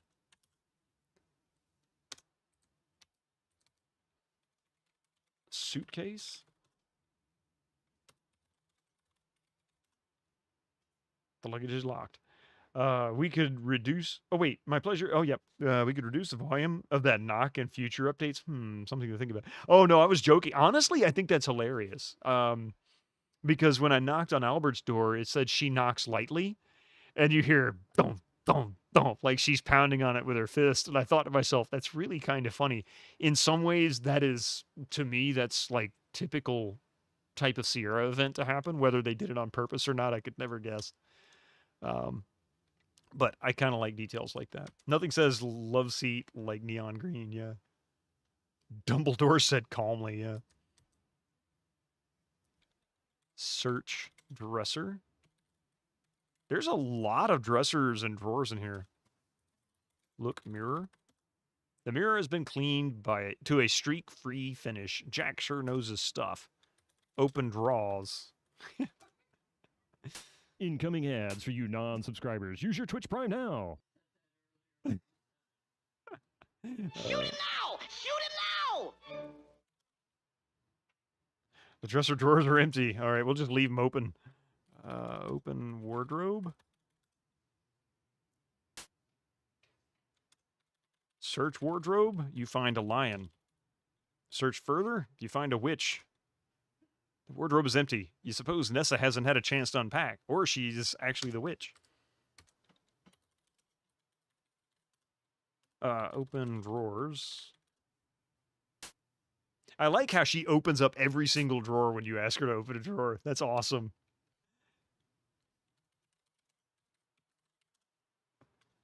The painted drawers are empty. Look, book. You know those kinds of books? Yeah, we already had that one.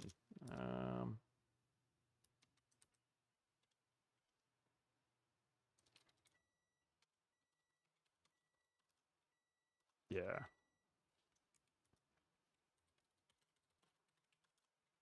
There's an overstuffed green striped love seat and a purple armchair.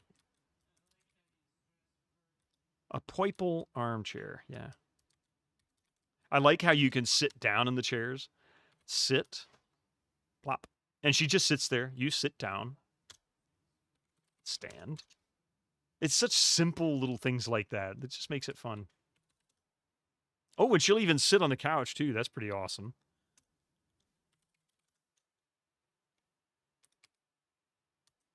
Can she sit on the bed? Would you like... Okay, so you have to go to that. Walk closer to the furniture you'd like to sit upon, or be more specific.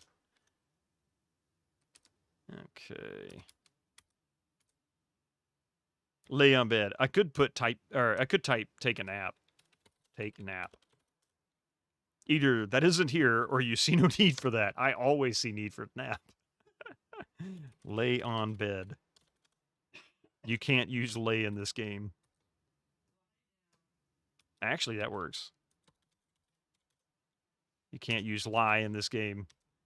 But people will lie to me, right? They'll just, all these people. Use the / key or type pause to pause the game. It didn't have a reflection that I saw, because we've come across a couple mirrors. Yeah. So what is the bookshelf outside that? This is the upstairs hallway. The door opposite the stairs to the west wall is a storage closet. The hallway continues to the north and south.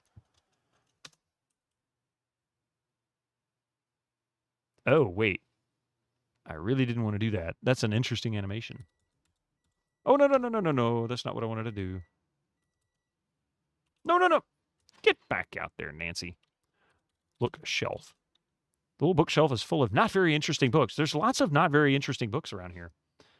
You can't use lay. This isn't a Larry game. Yeah.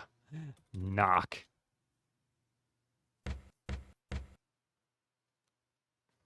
No response. Open door.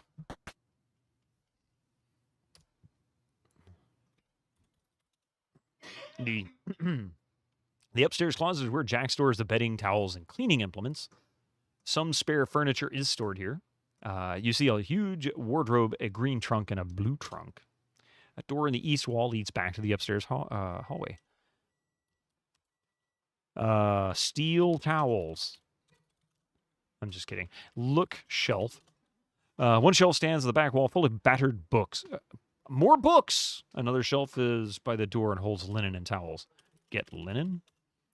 Bathrooms are already well stocked and your bed doesn't require additional bedding. Get towels? Yeah, I figured you'd do that. All right. Look trunk.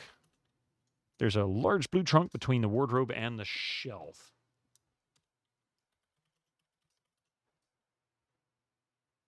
The blue trunk has a big padlock on it. That requires a key, which you don't have. It looks like we're going to get a huge key ring at some point, or most of these are just there for eye candy.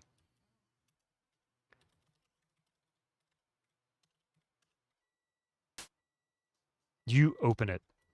Search wardrobe. The wardrobe is full of dusty, cobwebby old junk. There's a cane, a blanket, an old lamp, and some books. More books! Get book. Bored already? No. What all? Oh, get cane. You decide to leave the cane for someone who would need it. What was it again? Search wardrobe. Short-term memory here. Let's see. Oh, a blanket, an old lamp, and some books. Okay, get lamp. The old lamp is probably broken. Probably a house for spiders. Better leave it where it is. Get spiders.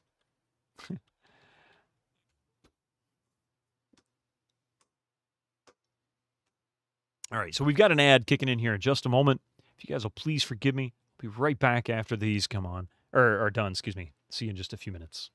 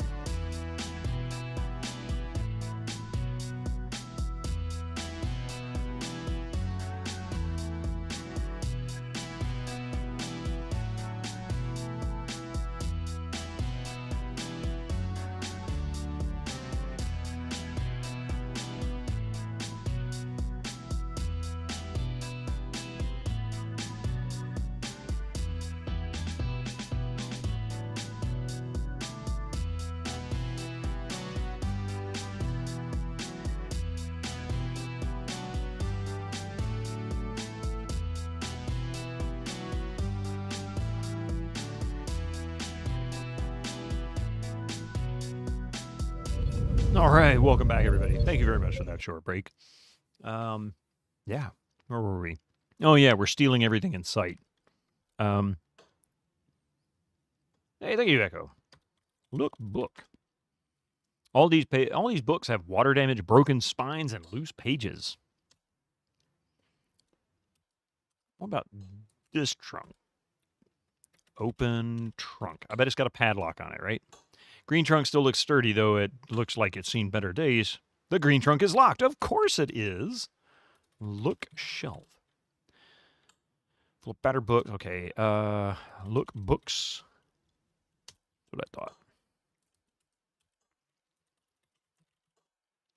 Paint cans hold red paint and purple paint. Get paint. You feel no need to paint anything. Get mop. That's Jack's job. Search mop, yeah.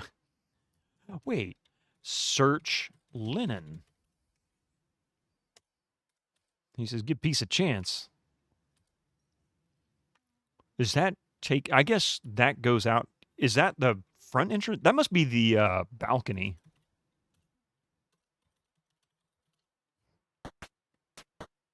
Okay. All right. I'm going to come back to that. I don't know where we're... Yeah. We'll come back to this. Let's take a look around. Oh, no, it's not. Oh, yeah. There I am.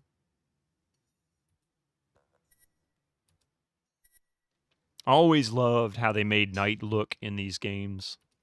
And this does such a fantastic job of achieving that same effect. It really does. The art's just perfect for it. So this takes us downstairs. You're in the main hallway. The door to the powder room is to the west, and stairs leading upwards are to the east. The hallway continues to the north and south. Now, one thing I noticed upstairs, I don't know if you guys picked up on this or not, but if you look, the dithering is much heavier in the sections you can't really, that will trigger a scene change. So she very subtly, if not very obviously, made it so that you knew exactly where the transitions would happen. And that's kind of cool.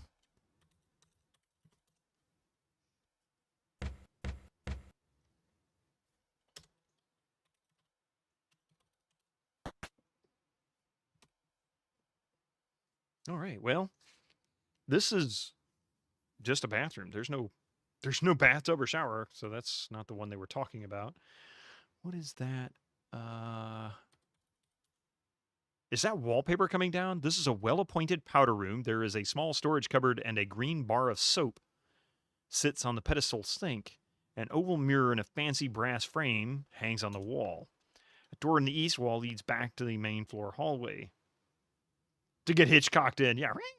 Well, they did that in Colonel's Bequest, too. That was an Easter egg. Tell Laura to go take a shower, and then it switches to a scene from Psycho, and she's getting stabbed in the shower. That's awful. Great. All right, let's see. Look wallpaper. It looks like it's coming down in that upper right corner. The wallpaper is starting to peel. It has a close set repeating wave pattern. Pull wallpaper. Look towel.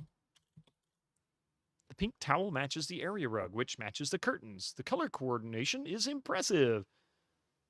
Hey, Winter Slice, how you doing?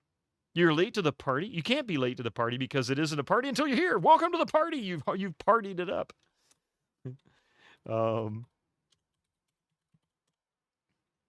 Get soap. What would everyone else use to wash their hands? Leave the soap alone. Get towel. Search basket. I can't type tonight. There's never anything in the waste paper baskets. Winter Slice started the party and you demand some fruit punch. Necomancer, you done set us on fire, man. We got a fire on our hands. Welcome to hell, motherfucker!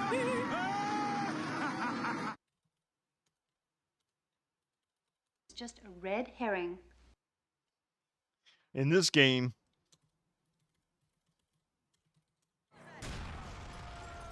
What the hell just happened? Was it 2 corpses? That must have been GTA. I can't remember now what that was. Oh, that must have been the hot dog stand explosion. I bet that's what it was. A piece of coal broke off. Let's see. Anyway, this is a well-appointed. There's a small storage cupboard and a green bar. Okay. Search cupboard.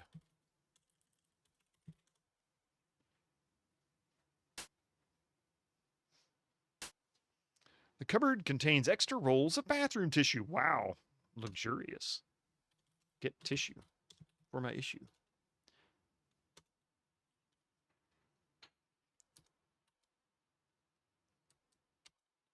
Flush toilet. Nice detail. Very nice detail. I wonder, I'm wondering if... I can't paste that. I can't paste that. I can't paste that. I can't paste that. I can't paste. I can't paste that. I can't paste that. I can't paste that. I can't paste. I can't paste that. He can't paste that.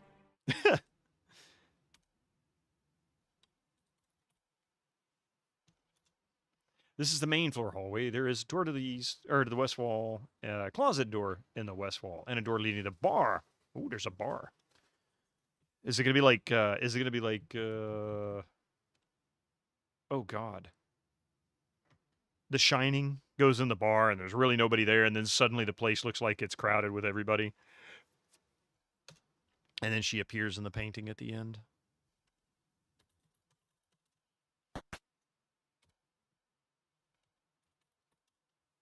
Hi, Lloyd.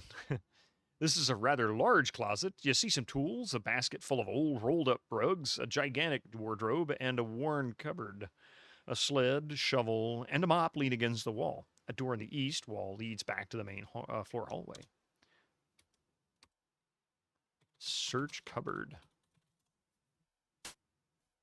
You open the wardrobe. The wardrobe contains a stack of old cracked flower pots, a broom, and an empty pony keg. Empty pony keg, really? Hey, Yuli, how you doing? Get keg. That certainly would not fit in your pockets, Nancy. Whoever said that any of this stuff was supposed to fit in your pockets? I mean, it's like... you know, I know this isn't a LucasArts game, but it's like watching Guybrush by like the 4th or 5th one where he's literally pulling stuff out of his pockets and making jokes about it. Yuli, how you doing today? First of all, she's wearing a skirt with pockets, right? You're surprised that it would be worth mentioning that the stream is with Bitterman in the title is that this stream is with Bitterman in the title. Is this a continuation of a GOG stream? No, actually, the reason why I started including that a long time ago, but the reason why is because if you hover your mouse cursor over it, a pop-up comes up and it allows you to see about section stuff without scrolling down, like, you know, the links and things like that. You can also follow that way. Secret of Monkey Island with Dog Guybrush. Yeah. Hey, Cobra, how you doing? But no, this isn't a continuation of a GOG stream. This isn't available yet on GOG. Someone mentioned that she was working on getting it added, but not yet. It's not there yet. We do have it on the wish list. In fact, there you go. The GOG wish list.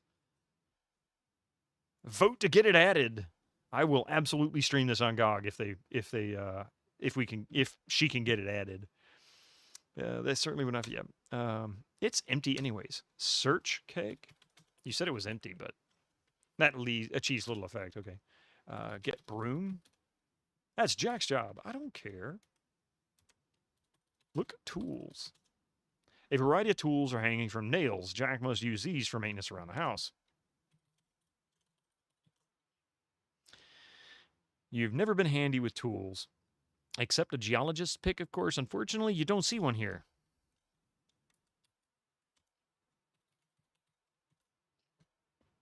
This isn't the appropriate season to go sledding. She did say it was summer. So, yeah, not exactly the right time to go sledding. Search cupboard. You open the cupboard. There's nothing in the cupboard. You close the cupboard. Look bucket. Get bucket. search bucket. Okay. These rugs look worn on their edges. They are tightly wrapped with twine.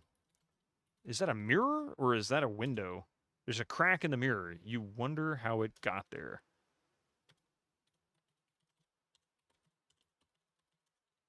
You know something I haven't tried yet? Move bucket. Move mirror. Pull mirror. Look behind mirror. Move cupboard.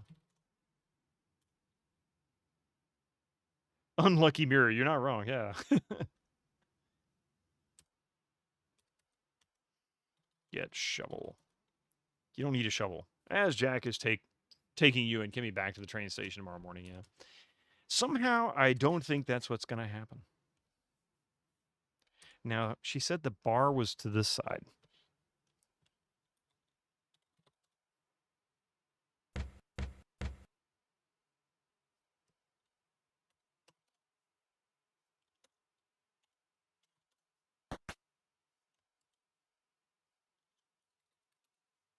This is a cozy bar decorated in warm hues of crimson and coral. A trio of stools are stationed in front of an elaborately curved bar. There is an oversized armchair and a striped love seat. A door in the west wall leads to the main floor hallway, and you can see the dining room through a doorway in the north hall. Or north wall, whatever. Look bar. Oh yeah, we already did that. All right. Blah, blah, blah, blah, blah. Get drink. You aren't a lush. Drinking liquors is a bit much. I prefer a nip of whiskey myself. Get nip of whiskey. But you use the word nip. I always thought that was funny. Get whiskey.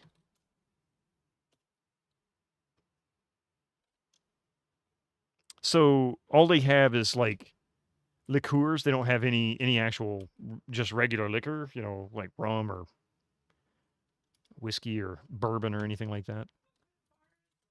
Yeah, right. Keep missing that G. Look painting. A lithographed poster advertising absinthe hangs in the corner.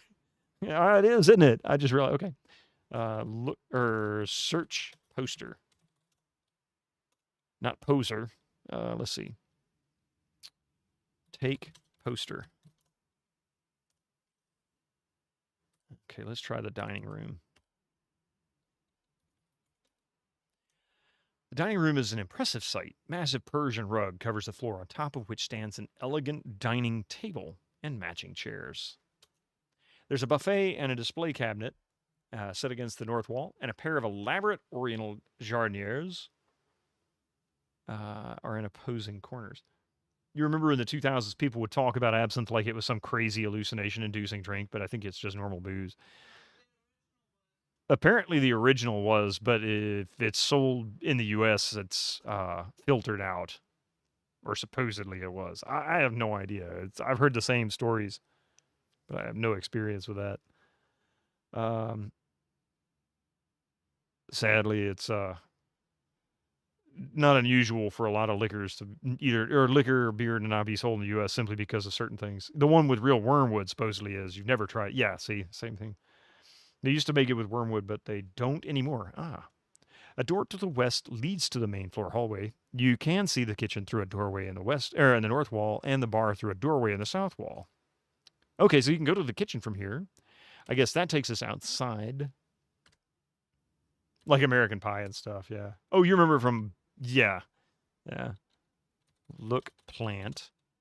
Plants have been trimmed to stunning examples of verdant symmetry. Search plant. Search pot. You look into the right jardiniere. There is some soil inside, as well as a lush plant. So that's where all the liquor went.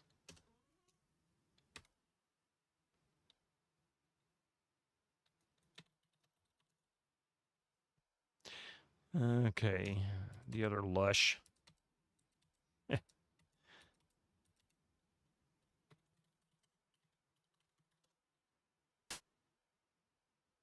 Your experience with absinthe is that it is high percentage, so 60 to 80% alcohol. You've had it, and it does not have a strong taste of alcohol, making it dangerous. Yeah, that definitely is a case. That's one of the real drawbacks to like liqueurs in general.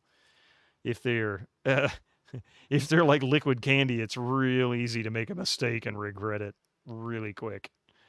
What's the story with this game? You notice you've watched playing it. It just came out last Thursday. This is I think Julia was the one who mentioned it like this, a love letter to the Colonel's Bequest by Sierra, 1989, which is my all-time favorite Sierra title. And I've been looking forward to playing this thing for years an off day. But as you can tell, the artwork is absolutely stunning. It's perfect for that era. And the music was done. We just found out an hour ago that it was done on an MT32, of course, recorded and then mastered into the game. So it's made by fellow streamers. Yeah. In fact, Julia does stream.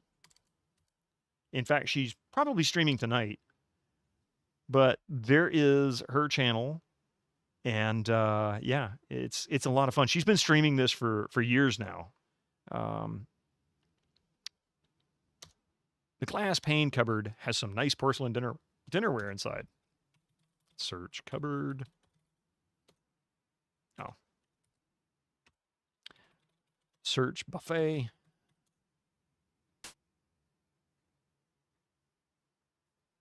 You open the right buffet cupboard. The cupboard contains a soup tureen, a cocktail shaker, and a gravy boat.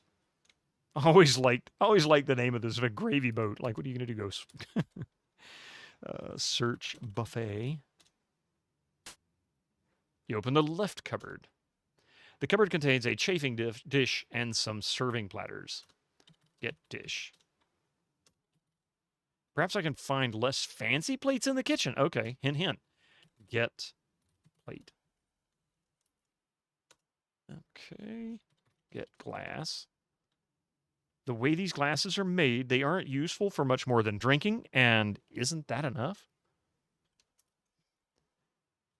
Maybe I could find more versatile drinking glasses in the kitchen? Of course. Let's see. Ah, there's Jack. The kitchen has a rough-hewn, rustic charm. The lack of decorations and fine furnishings implies that this room wasn't meant to be seen by the lodge's guests. There are cupboards along the walls and an icebox in the corner. A door in the west wall leads to the main floor hallway. You can see the dining room through a doorway in the south wall, and there's a door in the east wall that leads outside. A strip of yellow flypaper dangles near the door. Well, I guess they have an issue with flies. Jack is here. Hi, Jack. Hey, look, it's Jack. Look, flypaper. Ah, yuck. Sticky flypaper is loaded with dead flies frozen in various states of mortal struggle. Great. A gravy boat. An endearing term, like, he's such a dream boat. Oh, I assume you're joking, but just in case, it's actually just a dish that holds the gravy. Ew, not gravy. Whoa there, I'm busy cooking up dinner. Get out from under my feet.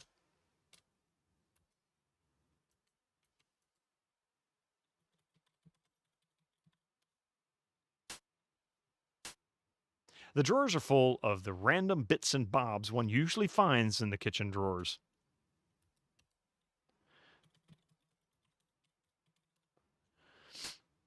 You open the cupboard. That cupboard is currently empty. Lots of empty cupboards.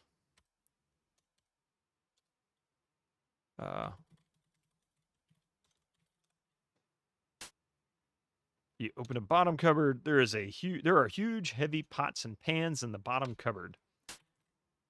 You open the glass pane cabinet. The glass pane cupboard contains a couple of decorative plates, a pretty blue mug, and some plainer mugs. Get mug. You take the blue mug. Aw. Killface Kitten, welcome in. I'm such a gravy boat. Thank you, I appreciate that. Welcome in, by the way. A nice touch would have been Jack scolding her and then closing all the objects. I know, right? Be like, get out of here. I'm busy. Put my stuff away. Leave it alone. Get plate. Oop. The floor plates are out of your reach. A common problem for someone of your height. That's just rude. I don't really want one of those plates anyway. Well, then be that way, huh? Oh, look, it's a waste paper basket. Will this one contain something? Probably not.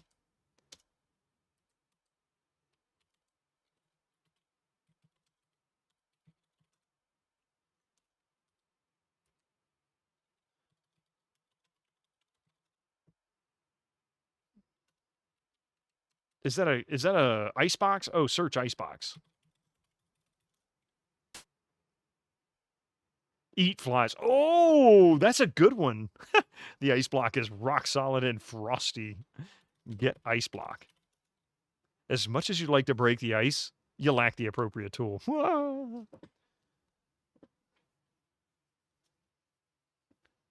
There was a joke there. It just didn't quite happen. Oh, she actually goes back and closes the icebox. I like that. That's a great little touch. She leaves everything else open, but if she opens that icebox and you walk away, she will turn around and go close the icebox. Ice is expensive and surely hard to come by in these parts.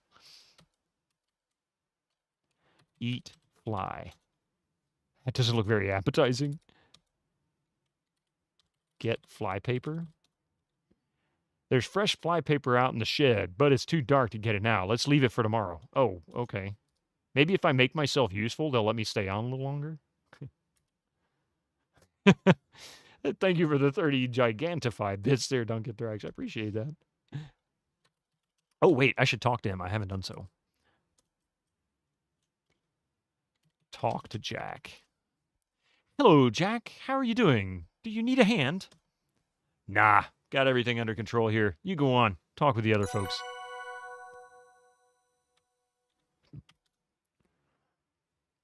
Okay. We've talked to Kimmy, we talked to Margot, we talked to Albert. Haven't found Nessa or Corvus or Nathan or Evan. We have found Jack.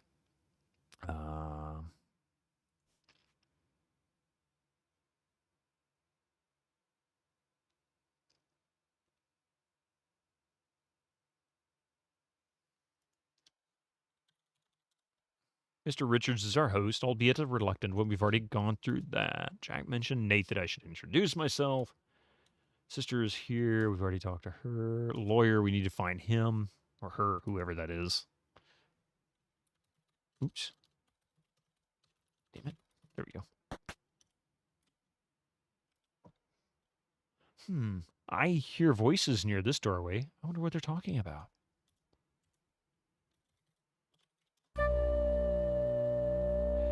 So what are we going to do about this? What are we going to do about it? We aren't going to do anything. I'm going to stay out of everyone's way and wait for all of this to blow over. But what if they find... Shh, listen. If you want to talk about it, we'll do it privately. Later. Meet me in the study after dinner. That must be Mr. Richards. Game has autosaved.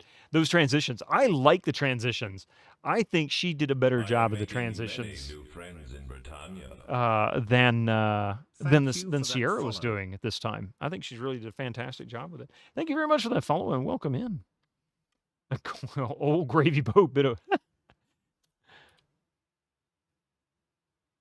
A note has been added to my notebook. Knock.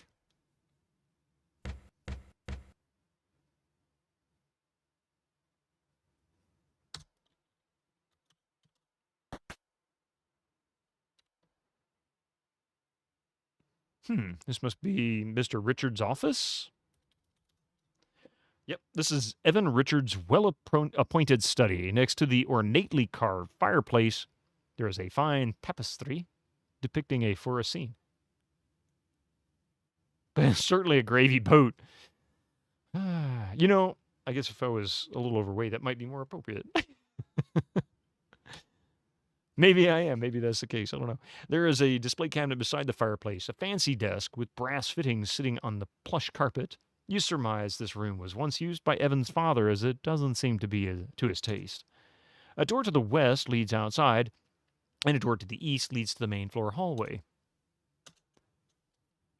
Let's see.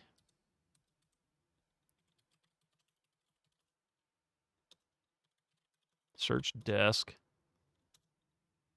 That course of action yields no result. Of course not. Look desk. This is Evan Richards' writing desk. The sturdy mahogany surface sits on double pedestals, each of which boasts a drawer and a cupboard. On top of the desk is a blotter, a brass lamp with a green glass shade, a clock, and a pen stand. Get pen. But the pens look so lovely as a set, it would be a shame to separate them. Get pens. Get all pens. Get stand. Okay. Get clock.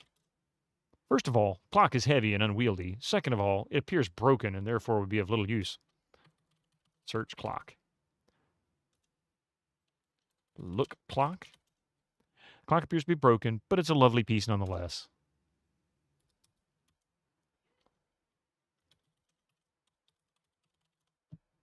All right, so the desk is locked. I get it. All right, let's see. Look shelf.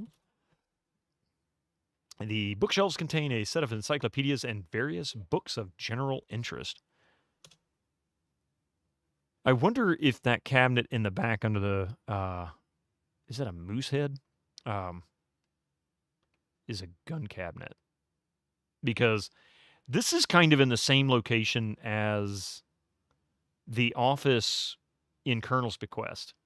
And there's a gun cabinet in there that actually has a pretty significant part to play.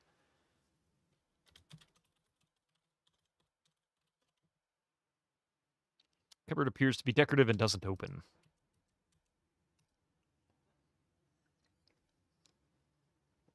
No elevator, you're right. There's no elevator in the... Oh, no, wait. That was his office. Well, wait. I'm spoiling it for Colonel. You sound to know it better than I do. It's like... Let's see. Get book.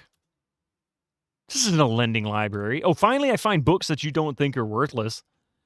And you won't even let me look at them. Open cupboard. The glass pane cabinet. Stop spoiling other games instead of this game. I'm spoiling this one as I play it. The game's already got me spoiled as it is. Okay.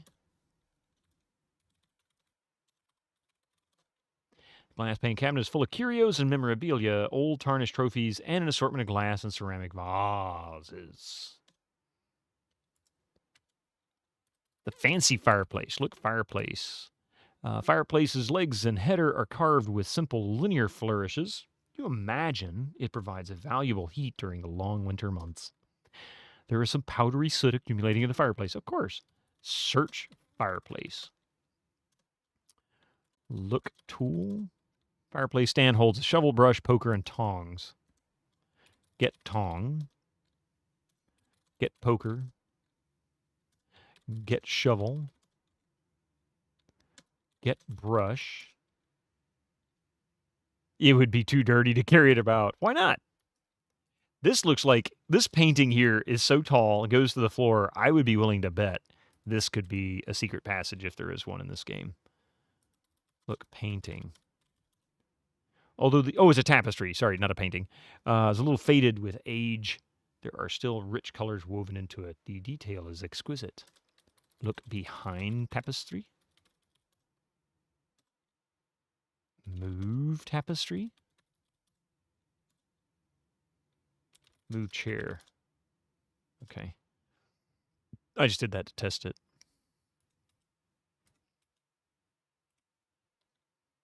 Did I try search cupboard? I think I did.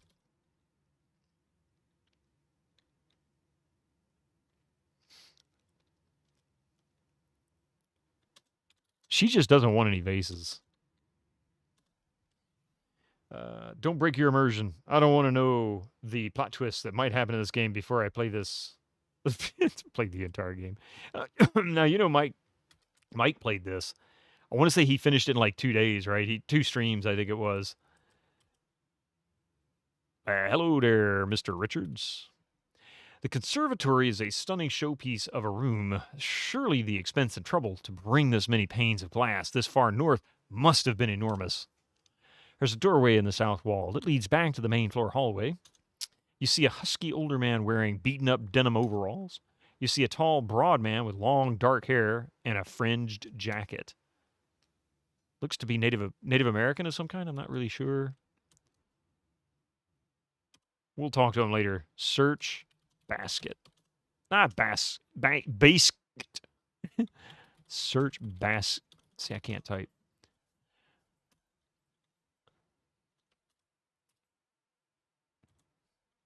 Open drawer. Search drawer. Look table. It's not a nightstand, but I wonder, look end table? I mean, okay.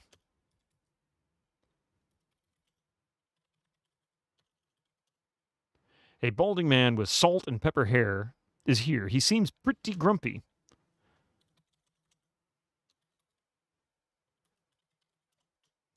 Hello, my name is Nancy Maple, and I'm a mineralogist on assignment from the Royal Canadian Museum. I'm Evan Richards. Look, you and your friend can't stay the night, but tomorrow morning Jack will put you on a train back to the city. But my boss sent me up here on behalf of the Royal Canadian Museum. Your host, Bitterman. Welcome to Bitto Beats FM. I'm a mineralogist. I got too much on my plate as it is. Well, with my sister and that lawyer of hers, one mineralogist is already one too many.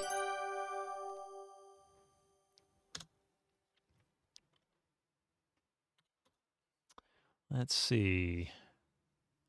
Talk to Evan. So we did talk to Evan. Is this Nathan over here? I mean, let's see. Look, man.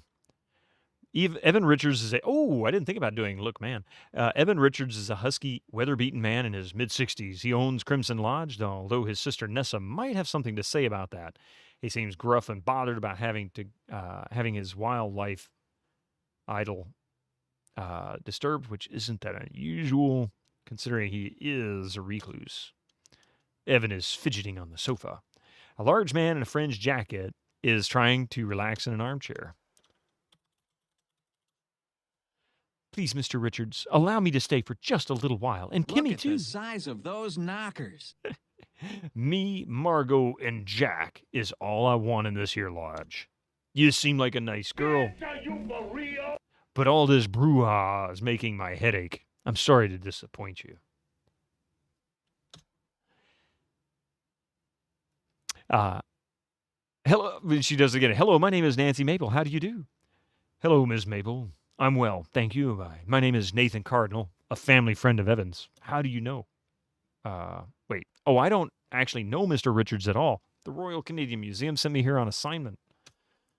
I'm here to survey the land and find out if there are diamonds here. A discovery like that would surely make a splash when the museum opens to the public. You're wasting your time. Sorry to say, my family has lived in this area for many, many years and have never found diamonds here. Small red garnets are still plentiful, but of little value. Okay, so that's Nathan. I kind of suspected it might have been. Look lamp. Lamp has fringed purple shade and brass hardware.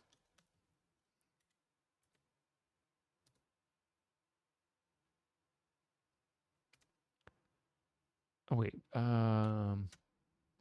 So we talked to Evan. We need to find Nessa. Who's missing? Nessa and Corvus. That's the only two people left we haven't talked to yet. He'll move to the U.S. to start a hot dog stand, right? Probably be more successful than me. Open door. It's dark as anything out there. I have no need to go out this way right now.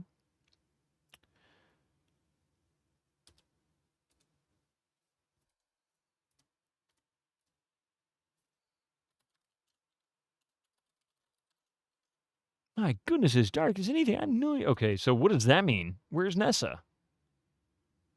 We've been in all the rooms, right? Did I miss something? I did miss this. Open door. Oh, look, it's a billiard room.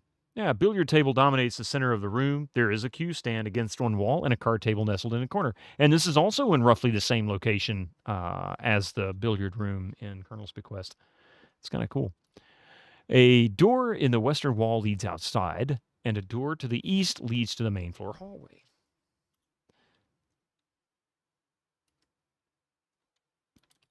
Play billiards. You need a cue first. Oh, we can actually play, huh? Get cue. You don't have to have somebody to play pool with. You can play solo. Get cue ball. Take ball. Look table. A massive billiards table. We already got that. Wait. Look table. What did it say? Also a small card table off in the corner and a side table beside the sofa. Okay. Look sofa. See a wooden frame sofa with polka dot upholstery. Look side table. Plain and functional. Let's see. Look card table.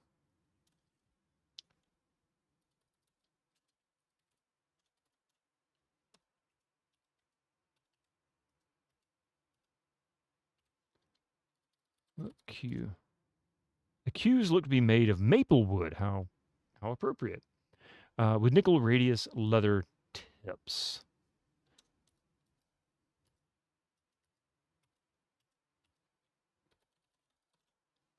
Yes, it's dark and that's kind of creepy. Let's go out this way. I think this is the dining room. We just didn't open this door.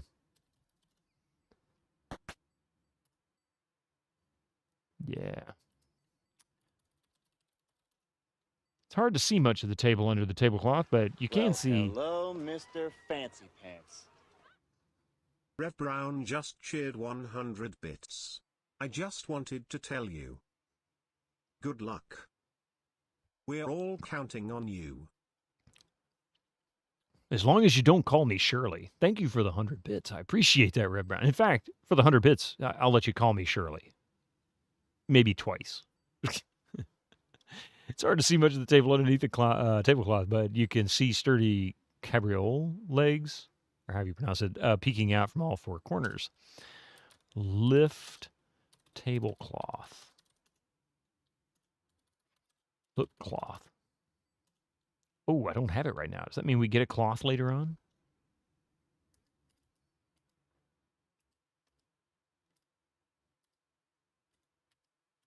Oh, wait. Oh, we didn't go through this door. How silly of me.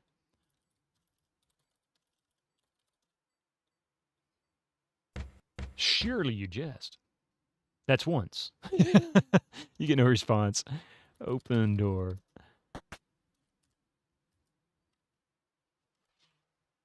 Oh, is this... What is this? Oh, this is the mud room, I guess. Yep, the mud room has a tile floor. I live in the southeast. This is something I've only ever heard of. I mean, actually, that's not entirely true. We have them here, too. Occasionally, it's just not very common. I've seen a few houses with them down here. You're banking the other. It'd be like Friday. The mudroom has a tile floor, making it easier to clean. There is a low basin for washing off boots. There is a wooden storage area with lockers, drawers, baskets, and cubbies for boots. A door to the west of the main floor hallway, and a door to the east leads outside.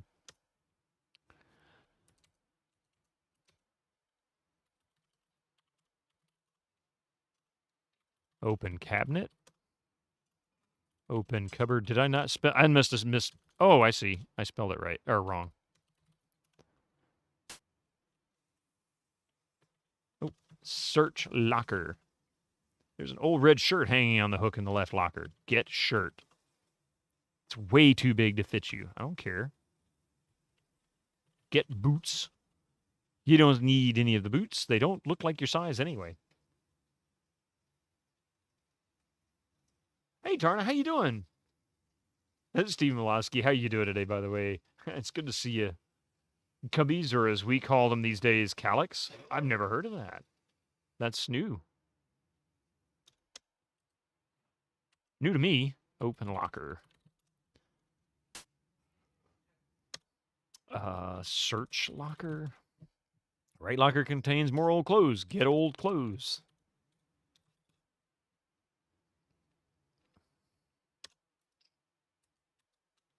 Look sink. The basin is low and has a brass spout faucet. There is a rubber hose attached to the spout, which you presume helps with boot washing. I'm doing pretty good. We're playing this fantastic game that just came out last week. And it really hits all the right spots. Not enough umlauts. Wait, that's the IKEA shelf made out of boxes. The record shelf. I guess that's the only well-known fixed term here, then. Record shelf, yeah. Huh. Not enough umlauts. Open door. Oh, get hose. The rubber hose is here for a reason. To wash boots, leave it alone. You know, actually, get in locker.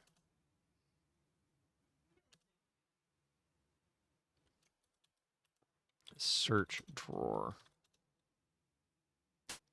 Ooh. The right drawer contains some dried mud and part of a broken shoelace. Get shoelace. It's half a shoelace, not long enough to be useful. You never know. Depends on what you need it for.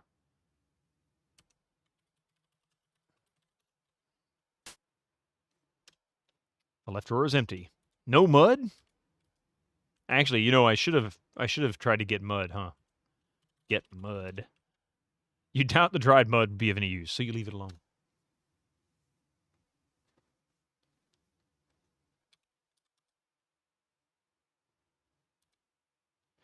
And, of course, she won't open this door. It's too dark. Okay, so we've gone through all the doors there. Oh, I didn't go through these doors. Wow, how did I miss this stuff? I should knock.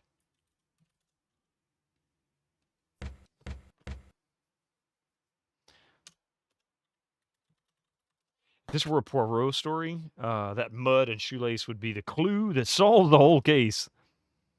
If it was a MacGyver case, he'd make like a whole car that would catch the bad guys, you know. It's search basket. Okay. I got to do this because this was actually an Easter egg in Colonel's Bequest. Shower. Take shower. You aren't about to get into the shower with your clothes up. Well, I really don't want to type this, but I guess if it's going to make me do it.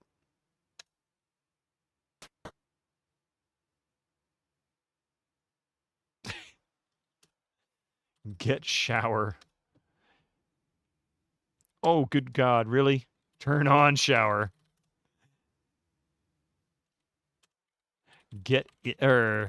Take shower.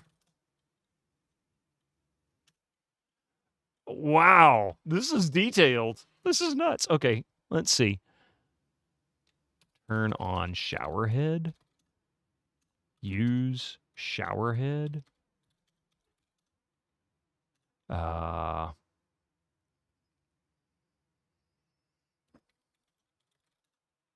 In the far end of the room is a bathtub encircled by a bright pink shower curtain. There are bathtub faucets and a shower valve. Okay. Turn shower valve. Or push it, however it's set up. Take shower. Turn on faucet. There we go. Now I hear the water going. Okay. Push shower valve. I'll figure out how to get a shower here eventually. Get shower.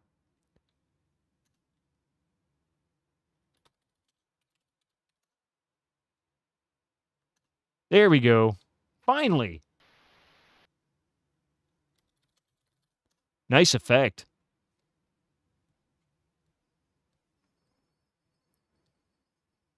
Is it gonna be Psycho time?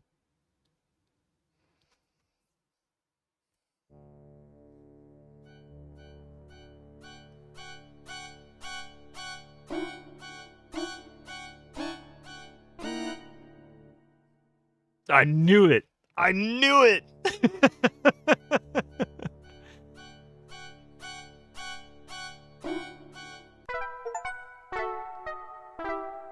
Ah, it's one of the secret achievements.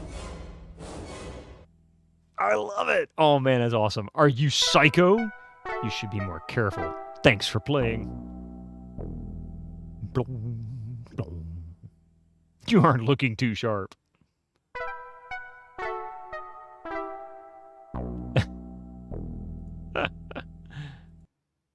All right. Get dressed. Okay. Open medicine cabinet. It's supposed to be kinky, not murderous. Well, I mean, there is one scene in Colonel's Bequest that wasn't the shower scene. And that was like that. That was Fifi the maid. If you walk into a room at a certain time, she'll be changing clothes or something like that. And it's because it's pixel art, it's hard to really say for sure.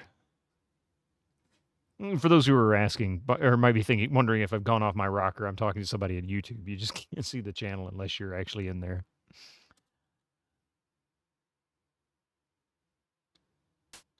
Search medicine cabinet. Oops, cabinet. The medicine cabinet contains the usual remedies you'd expect to find. Dr. Kilmer's swamp root, Mayer's system regulator and tonic, red cloverine pills, a bottle of Qatar, I don't know what that is, Qatar remedy, and Beecham's patent pills. Beecham's still around. They just don't do pills. I think it's name only, but you can buy the gum. Get pill.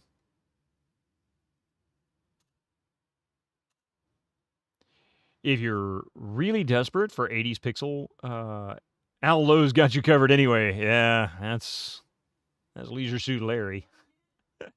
and even then, again, it's pixel art. You can't really tell anything. Okay. We'll flush the commode again. Flush toilet. Come on. Qatar is like phlegm? Is it really? I'd never heard that before. I had no idea that's what that was.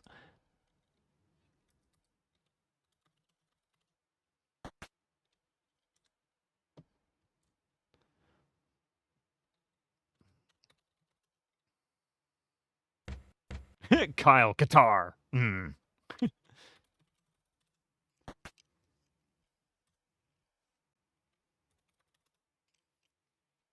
This spare room is brightly decorated and inviting. There's a love seat, a fancy lamp, and some decorative plates. You love the pixel booms. A door in the west wall leads back to the upstairs hallway. I eventually need to play the rest of the Leisure Suit Larry games. I've only played the first one. One of these days. None of the titles catch your eye. Search shelf.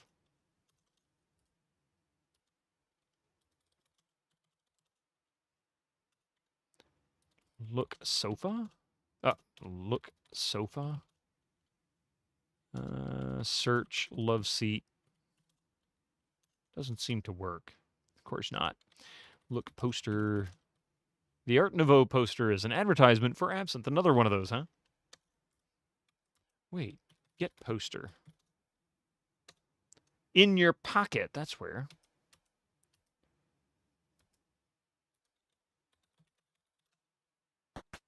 Now, she'll go out to the front, or on the balcony, but you can't go anywhere from here. Oh, wait, can you? Not go anywhere here? Let's see. Look. This is the front western section of the lodge. To the west, you can see the carriage house. South of here is the forest. East of here is the lodge's front door. Incoming ads for you non-subscribers. Use your Twitch Prime now.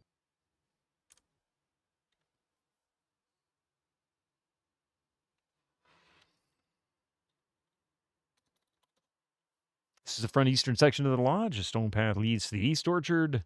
South of here is the forest. West of here is the lodge's front door. Oh, nice. I heard a cricket. You could hear those. That was common too in Colonel's Bequest. Look. The balcony provides a spectacular view of the grounds below. You can move further along the balcony to the east or west. Look, window. You can see into the hallway. Look, window. You hesitate to look into this window in case you see something you shouldn't. That's the bathroom. Oh boy, that could really turn out bad. Of course, the bathroom window is right there on the balcony. It's not like anybody couldn't see what's going on. They better have it covered in some way.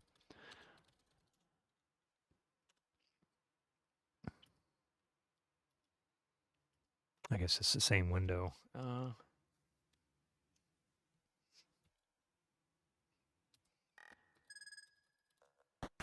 I love these sound effects. These are great. Wait, what is all the way? Move painting.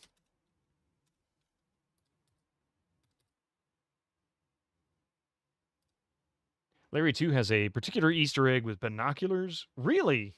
Let's just say Larry's a scumbag as usual. Of course he is. I guess I need to play that one. Drew Stu, how are you doing?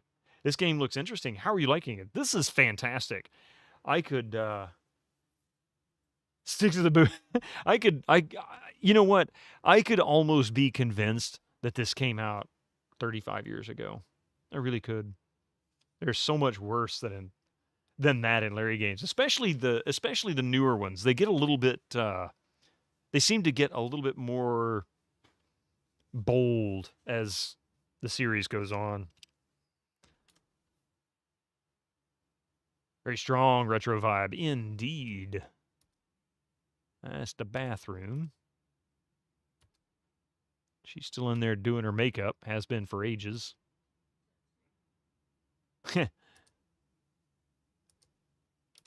Just got in.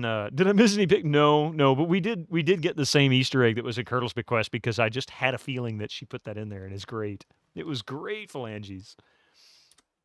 Now then, I just need to find a chandelier to land on my head and a knight's axe to fall on me.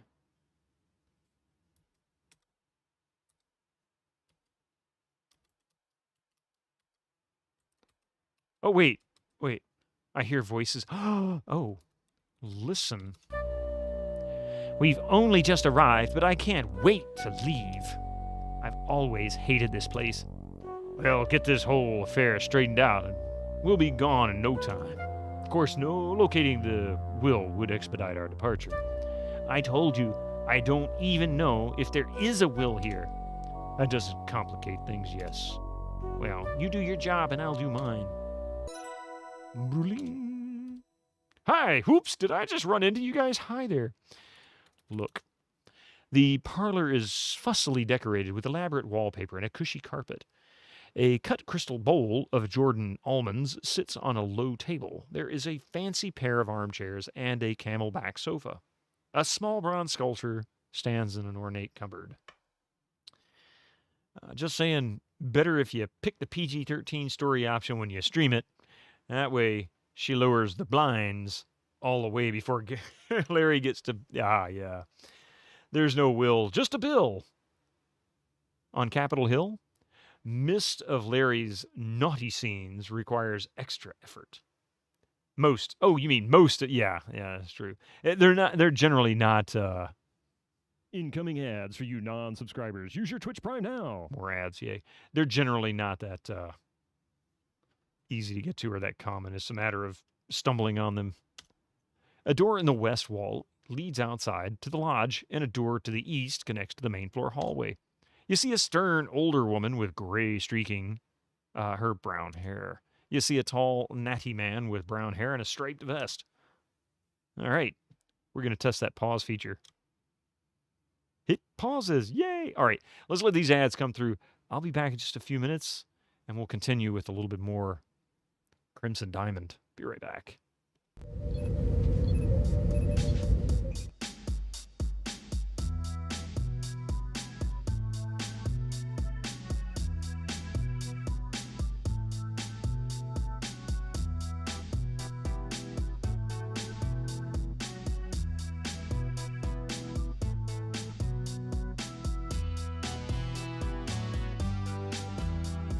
Hello, I am your host, Bitterman. Welcome to Bitter Beats FM.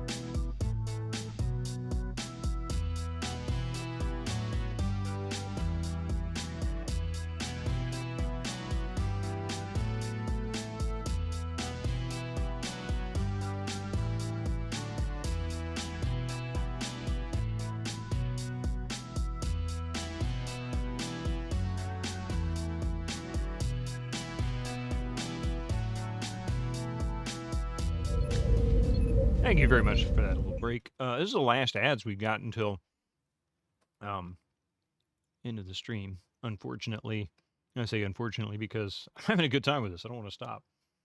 And besides, I keep getting distracted.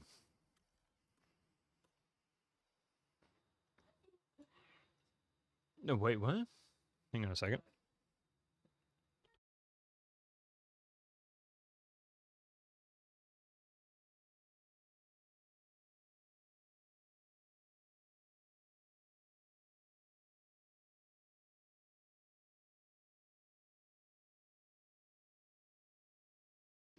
Sorry, my daughter came out and she was like, that is a loud bug.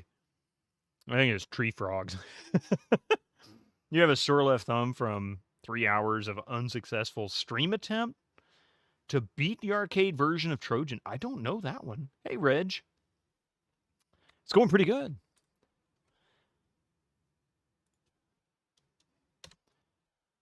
Okay, let's see. What did I say? Look, what was in here? A parlor is fussily decorated with elaborate wallpaper and a cushy carpet. A cut crystal bowl of Jordan almonds sits on a low table. There is a fancy pair of armchairs and a camelback sofa, bronze sculpture, blah, blah, blah. Okay.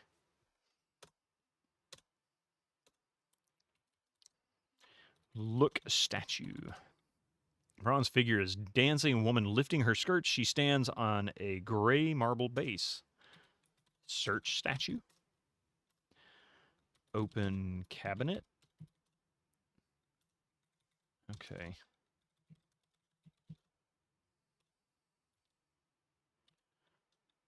Get Jordan Allman. Never knowing when a confection that could double as a small caliber ammunition might come in handy, you take a handful. Wow, okay. That's good. Oh, I didn't realize she still had her jeweler's loop. I really need to inspect this stuff, huh?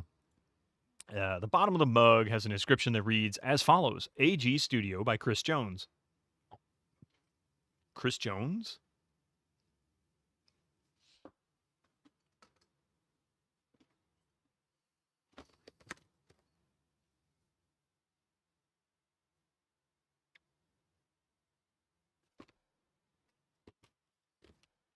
Chris Jones? I don't know. I don't know if there's significance to that name, but it caught my attention. Let's see. After heavily scrutinizing the role of zinc adhesive plaster, you conclude it doesn't benefit from closer examination. Let's see. Lodge map doesn't reveal anything new. Oh, I didn't think to look at the map. The surface of Jordan Alma is disconcertingly smooth and unblemished. Can nothing scratch its indomitable shell? Ooh. Ooh. Okay. Colorful, unpalatable, and harder than most rocks you've studied. Yes. Okay, so I made a mistake and didn't actually pull this up before. Ground plan. So we have parlor, mudroom, the stairs, powder room, closet, bar, dining room, billiards room, study, kitchen. And then upstairs is innkeeper's quarters, guest with extra rooms, of course. Wait. I didn't go into the extra room past Margot. I need to go check that out. Guest bedroom 1, guest bedroom 2, servants' quarters, guest bedroom 3. For an inn, there's only 3 guest bedrooms? Couldn't imagine making too much money in that inn.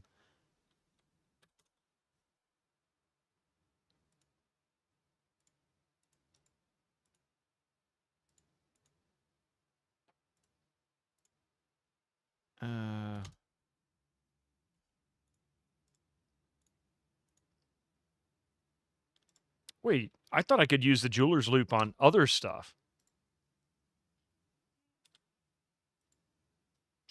Wait, get your butt back in there, Nancy.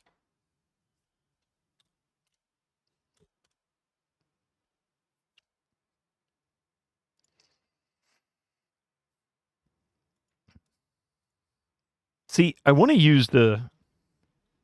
Oh, examine statue. I didn't pay attention. That would not benefit from it. Okay.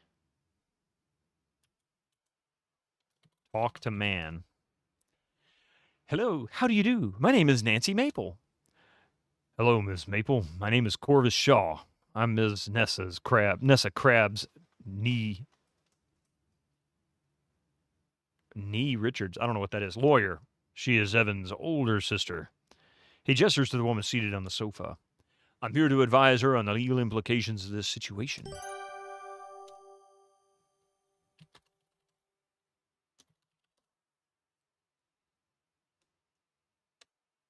Talking to characters as the game progresses can be helpful too.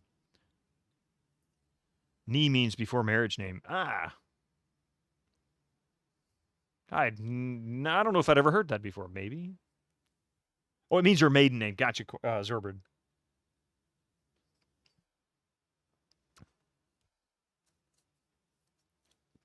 All right. I feel kind of silly. All these people with that answer like that, and I don't know anything about it. Talk to lady. Good evening. My name is Nancy Maple. It's nice to meet you. I am Nessa Crab, Evan's older sister. What on earth are you doing here? Are you another one of Evan's gold-digging girlfriends?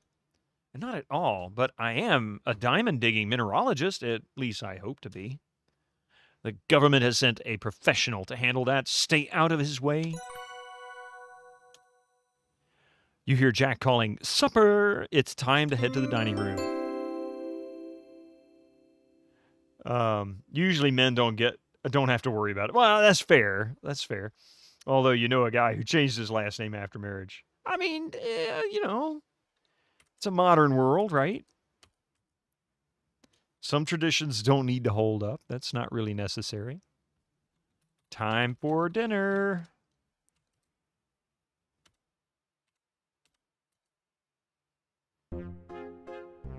My goodness, what a lot of company we have tonight. This is giving me indigestion. This food is giving me indigestion. You're welcome to leave. In fact, please do.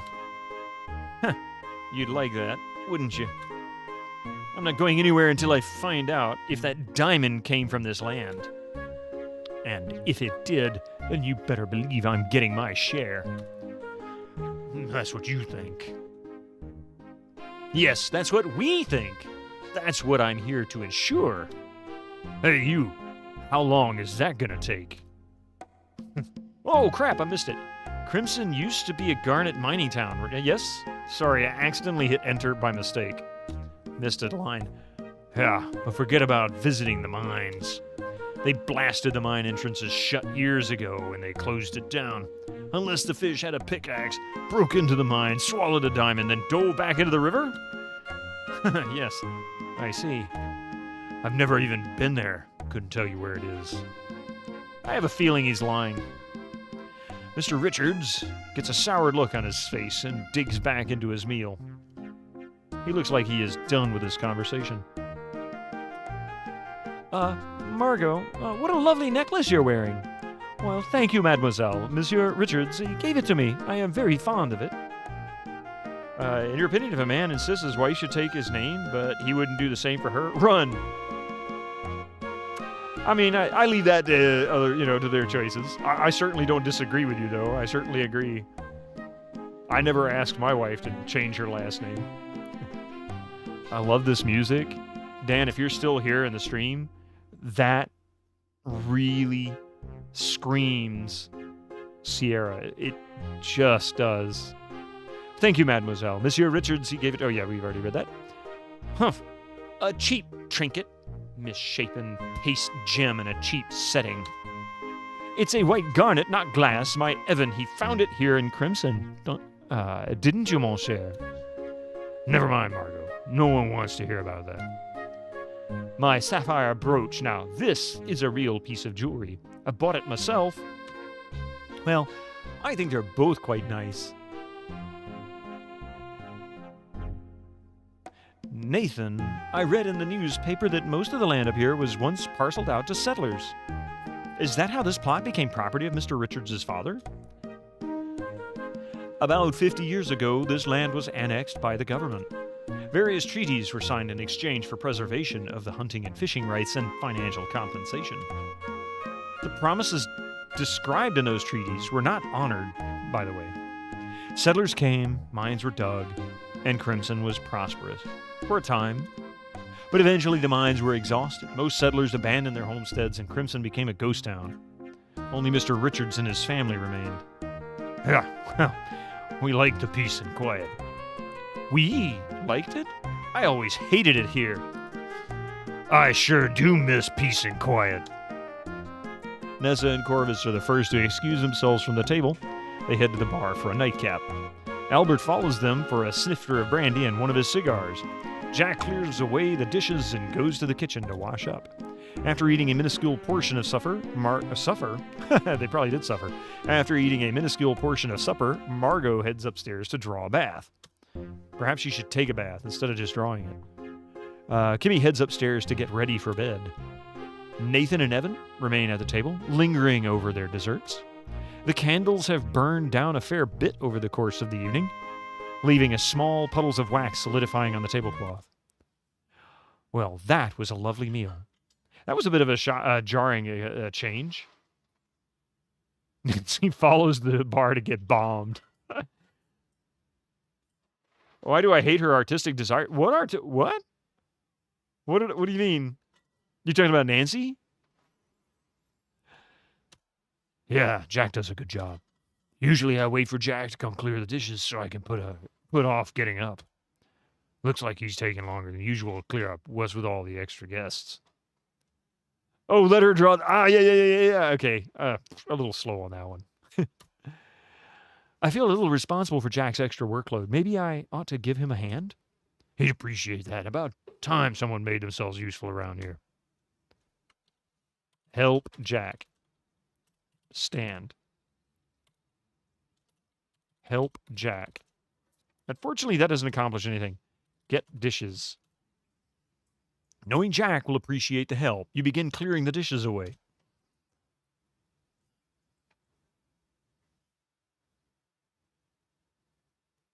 I really love the animations. The detail in the animations here, while limited in frames, of course, and in resolution, there is more action and activity than I would normally see in a Sierra game. And it just works. It doesn't really stand out in any kind of way unless you just know what you're looking for. I can get the hint. Jack doesn't want to be up late cleaning up. Fine. We're done here. Thank you, Miss Maple. That's one tall dude. You deal with the dirty dishes. Well done. Okay. And I don't suppose...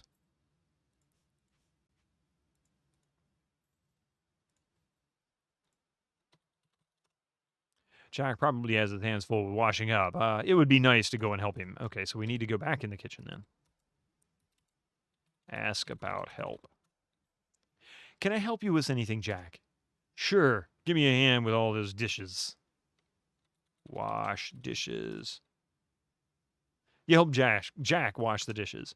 Thanks, miss. Lots more dishes than usual. Happy to help. Now I gotta go see Mrs. Crab and Mr. Shaw in the bar. Have to make sure they don't drink us dry. And of course, I need to get Mr. Richards his hot toddy. He likes a soothing drink before bed. And I don't want to keep Margot waiting. He didn't want to keep Margot waiting? Wait a minute. Who's seeing Margot? Is that Mr. Richards or is it Jack? Evan or Jack? Forget about that last one, won't you? Aha! Okay. So he really is... Mystic, you silly boy. You haven't said hello to anybody tonight, have you? It's okay. It's all right. Here. Come here. It's all right.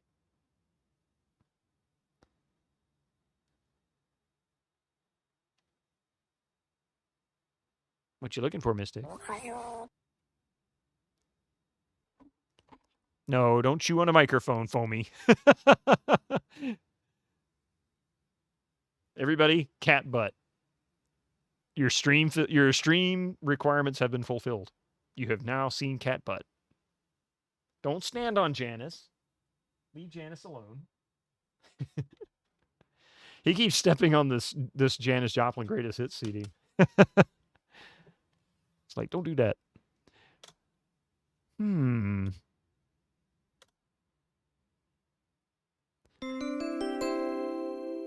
Poor Janis. She had a hard enough life as it was. Have a cat standing on her. Let's see. Floof alert. Hey, how's it going, MSD? Search cabinet. The top cupboard has a variety of plates inside.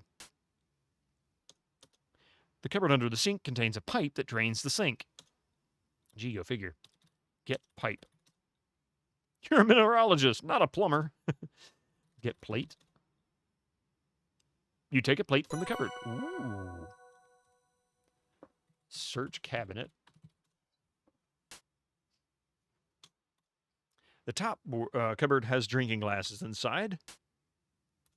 The bottom cupboard has pots and pans inside. Get glass. You take the drinking glass from the cupboard. From a contemporary point of view, I wish the text was under the pictures. Oh, you mean like the portrait and then have the text below it? So like picture text instead of picture text? She was one of those larger-than-life characters that didn't live long. Yes, she really was. Didn't she die? Wasn't she part of the 27 Club?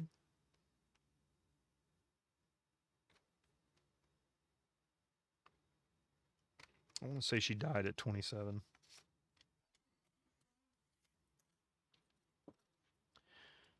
Not have the text cover the picture so often. Oh, yeah. Yeah. Get pan. Oh, you take a small saucepan. If I want to use this, I'll be doing it here in the kitchen. Okay, so we're going to have to do something with that. I like Jack's cooking too much to permanently deprive him of his saucepan.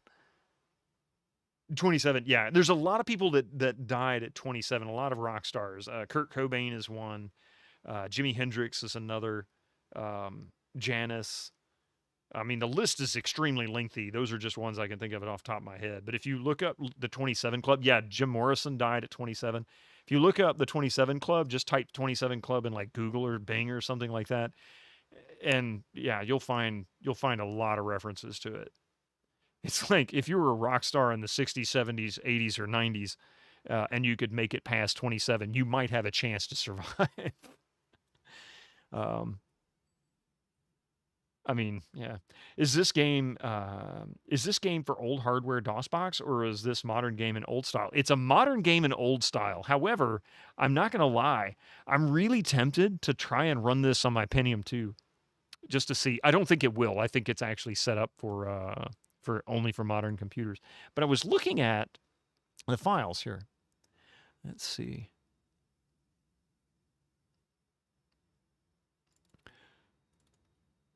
It's a love letter to Colonel's Bequest. That it is. That it is. So the Crimson Diamond is very, very simple in its setup.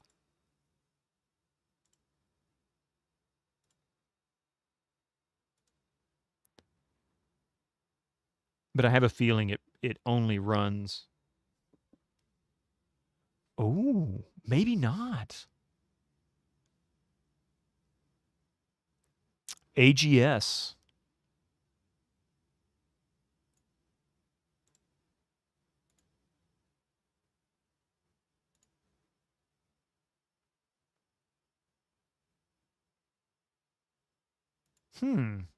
I don't think it'll run, but I'm not opposed to giving it a test before we end the stream tonight.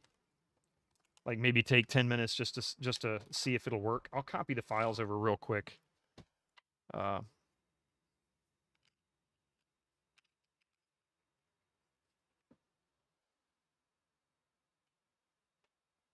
see. I really don't think this will work at all.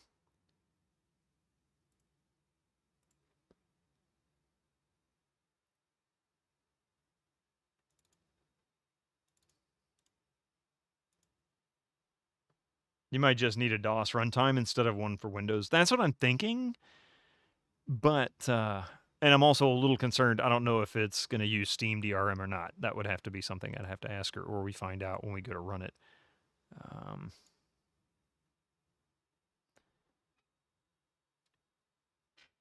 All right, should be copied over now. And we're going to go for about another 20 minutes, 30 minutes, and we'll see if it'll work. We'll test it out.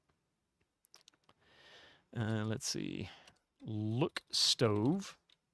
There's a kettle on the stove top. Get kettle. Bye-bye. You take the kettle, but you resolve not to leave the kitchen with it. You can't imagine someone just walking away with your kettle. You'll have to do it without you, as you are dead tired. Dude, it's 2:30 your time, man. Get some sleep, please. I mean, I don't need you to keep yourself awake all night long for me. Hey, just wanted to say hello, watching you while doing some stuff. Oh, thank you very much. I appreciate that, Skyfall. This game really has the 80s Sierra. It's great. It really is. There is a link here. Oh, come on, Dittaman. Should work there, but for some... Oh, there it goes. It just took a second. There's a link to it there, the Steam link. If you're interested, it just came out last week. It's brand new. Okay, so I'm not going to take the kettle with me, but...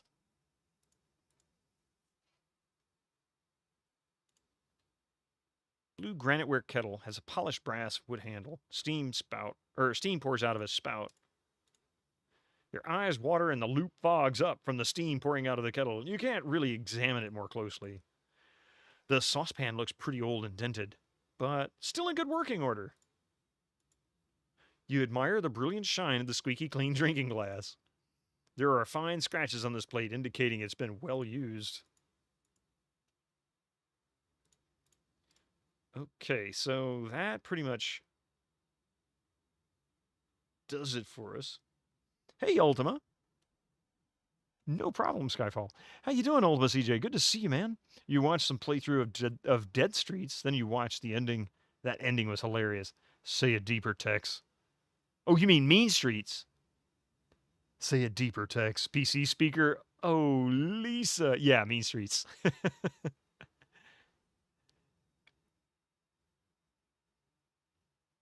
Hey, wait a minute.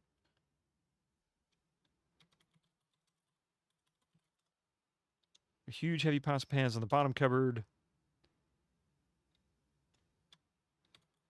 Search cabinet. You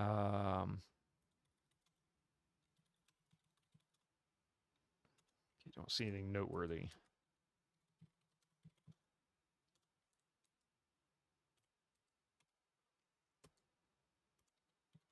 Search, let's see, stove.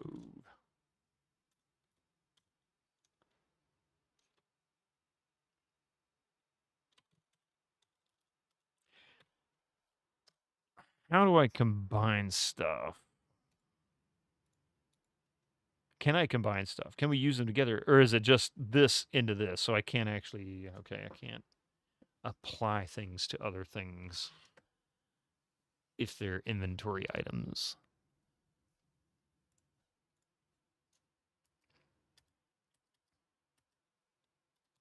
Look, bottle.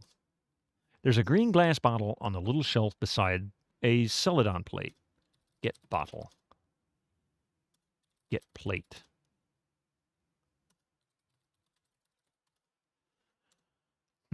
Okay, well, let's go talk to some folks. Yeah, I'm not about to haul this hot kettle around with me. Before you leave the room, you return the kettle to the stove. Oops, I almost left with this. Before you leave the room, saucepan to the cupboard. Okay, so we're going to have to deal with that later.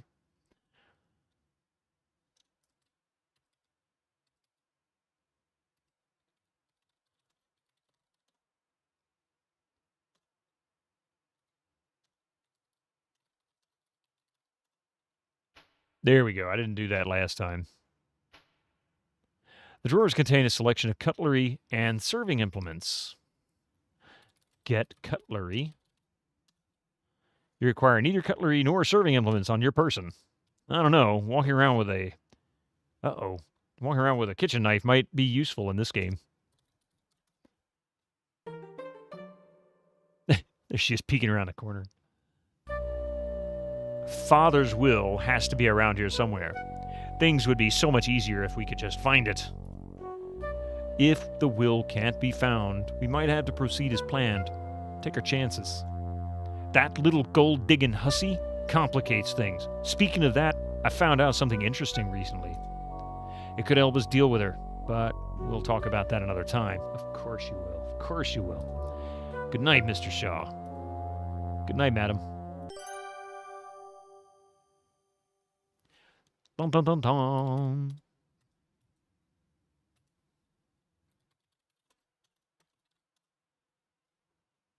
That achieves little effect. Of course not. I like that it tells you that there's someone speaking that you might be interested in. And that door's closed. It wasn't closed before. Because I'd been in here. That's why. 7 Richards well-appointed study, blah, blah, blah, blah, blah, blah, blah, blah, blah, blah, blah, blah. All right. You know, the best place to hide that will would be in those books because nobody seems interested in looking through them. Toward the east leads outside. All right.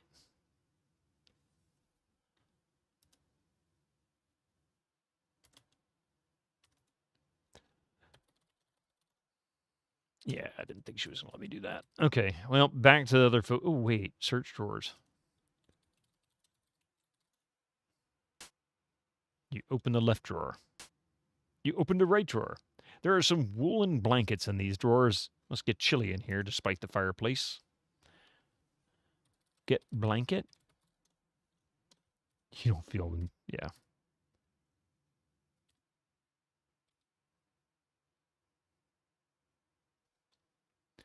Anything changed? Bigger table dominates, blah, blah, blah. Okay, nothing there. I need to find people to chat with. That's my problem. That's the closet. This is the bar, right? Yeah, it's the bar.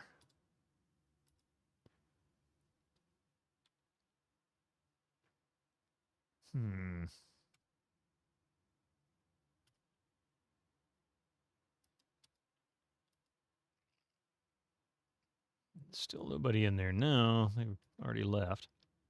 This was the bathroom? No, this is the mud room.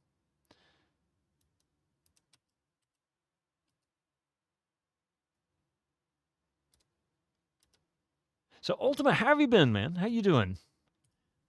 I haven't really talked to you too much lately, and I haven't been able to catch any of your streams. If you've been streaming, I just haven't seen you live, basically. So I don't know if you've been streaming or if I've been, if they just haven't been lining up in time. Oh, a couple of doors are closed. Okay. Go away. You get no response. Oh, D. Oh, that's why I didn't get a response. She's sound asleep. Hey, Drawfrin, welcome in. Yes, this is a good game. It's a love seat. Nessa is here. Hi, Nessa. Wake Nessa. My goodness, no. If folks found you a bit annoying before, you'll never live it down if you start disturbing people's sleep. She's not annoying. They just think she's annoying.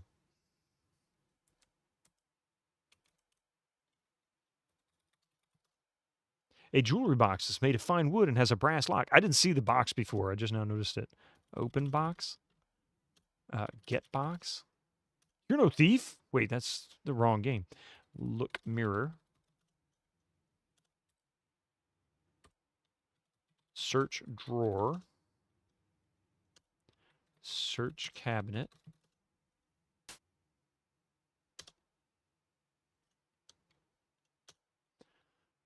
Look plate. Oh, get plate. Get cup. Get gravy boat? Yeah, I didn't think there was one up there. I'm not even going to knock. O.D. Still trying to get in the habit. Door is locked. Knock.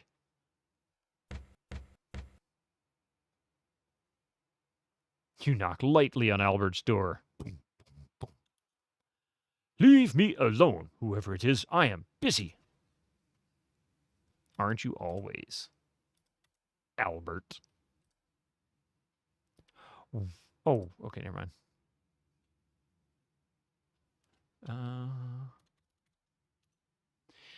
This is a bedroom Jack is sharing with Corvus. Yeah, judging from the crate haphazardly, blah blah blah. There's a large dresser set against the back wall containing. Yeah, we already said that. Corvus is here.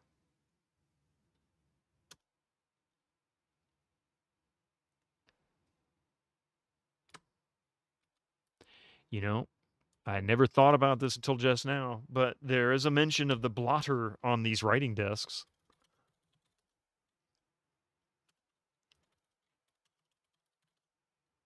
The leather blotter is dyed a brilliant green. Search blotter. Nothing under the blotter. Okay.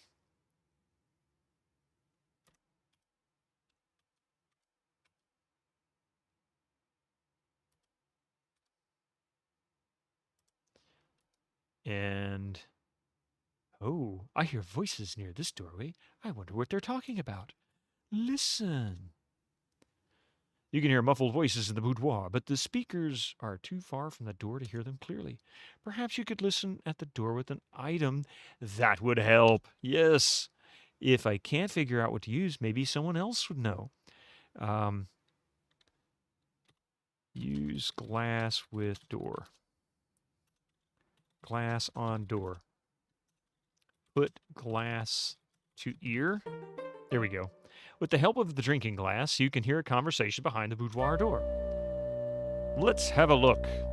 Oh, monsieur, you are wonderfully helpful. I cannot thank you enough.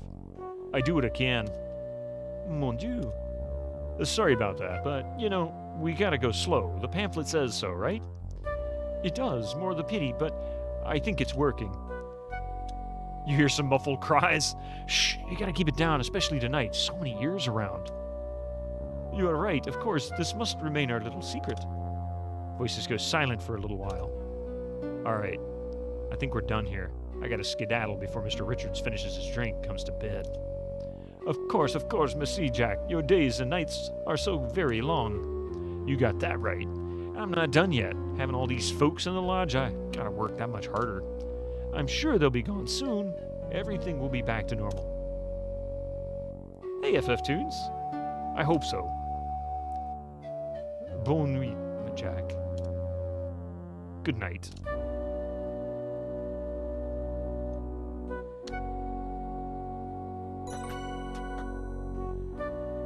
I didn't have to do that. She did it on her own. So,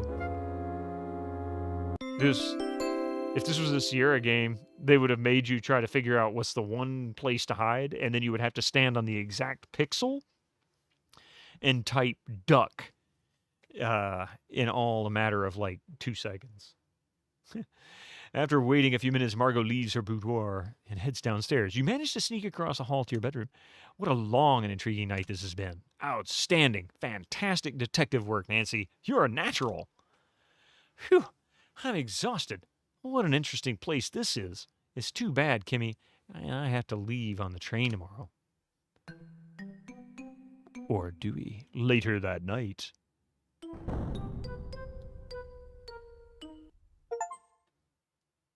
We've completed chapter 1.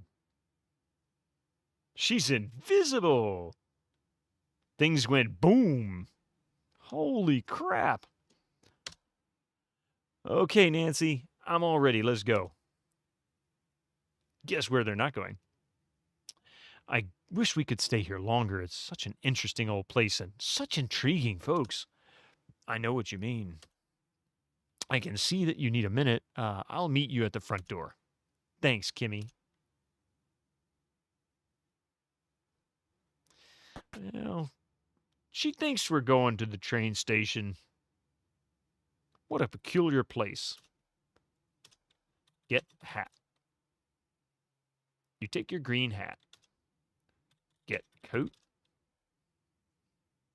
Take your wool gray coat. Nobody could see her behind that chest when she was only twice as tall as it was crouched down. I mean, seriously.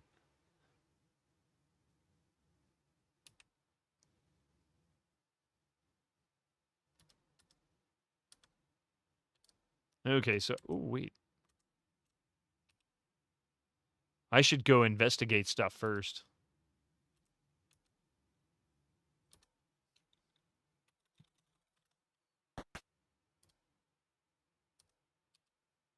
See, I never went into this room. I saw it on the map, but I never, and I remember hearing it in the, reading it in the messages. Search wardrobe.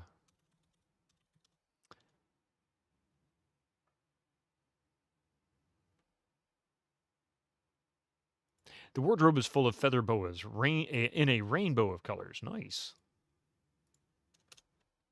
Let's see. I should look. Margot's walk-in closet, luxuriously appointed. It has an enormous mirror on the wall and an ornate bench in the center of the room. There is a shelf full of footwear, some fancy frocks on hangers, and a selection of elaborate hats. A wardrobe and 2 chests of drawers are surely bursting with more finery. A doorway in the north wall leads back into the boudoir.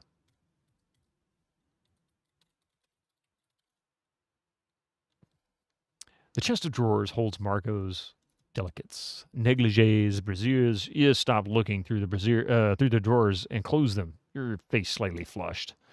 You close the drawer. It's not like she's never seen this stuff before. I mean, she is a lady herself, right? Search drawers. That's actual drawers, not Margot's drawers. This chest is a drawer that holds Margot's blouses. Hey, Izzy's, how are you doing? Hello, the Crimson Bitterman sounds like a cheesy superhero. It really does. In fact, the Crimson Dynamo is a reference in a Paul McCartney tune. I can see the cover, but I can't think of the name of it. In a song called Magneto. What is it? Magneto and... Oh, Lord.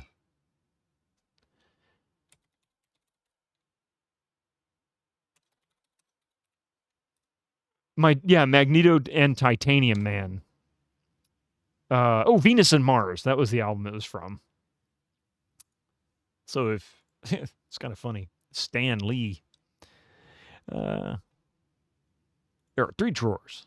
There are 4 drawers. Anyway, you close the drawers. Oh, look. Oh, my goodness. The mirror is actually, it's reflecting. That's awesome. A full-length mirror with a silver frame. Must cost a pretty penny. Move. Mirror. He wrote a comic called The Crimson Dynamo. Yes, and I want to say it was a reference to that.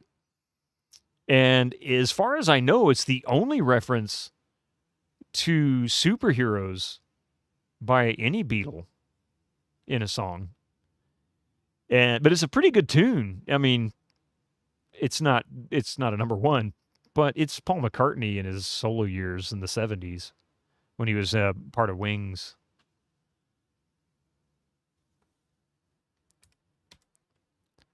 Search shoes. Magneto and Titanium Man, yeah.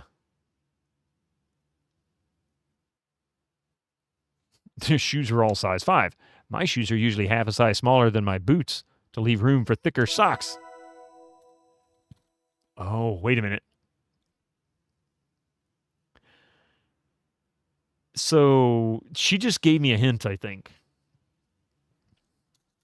But yeah, I didn't know it was an actual comic book. I never looked. I don't really know enough about comics other than I like some of them.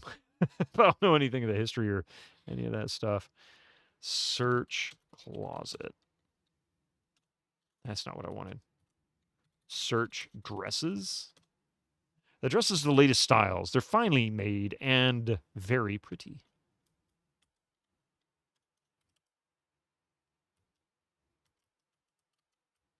She's stuck. There we go. Talk. Talk. Margot. How are you doing today, Margot? I'm feeling a bit under the weather today, mademoiselle. My body aches a little. I am coming down with something, perhaps. I hope you're feeling better soon. Merci. Nothing to say there. Kick Margot. Wait. We got to do this. Hang on a second. No thanks. Tried.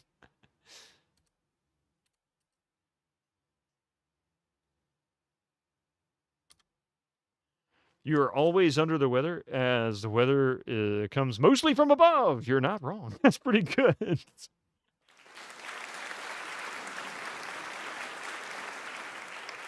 Ooh, listen.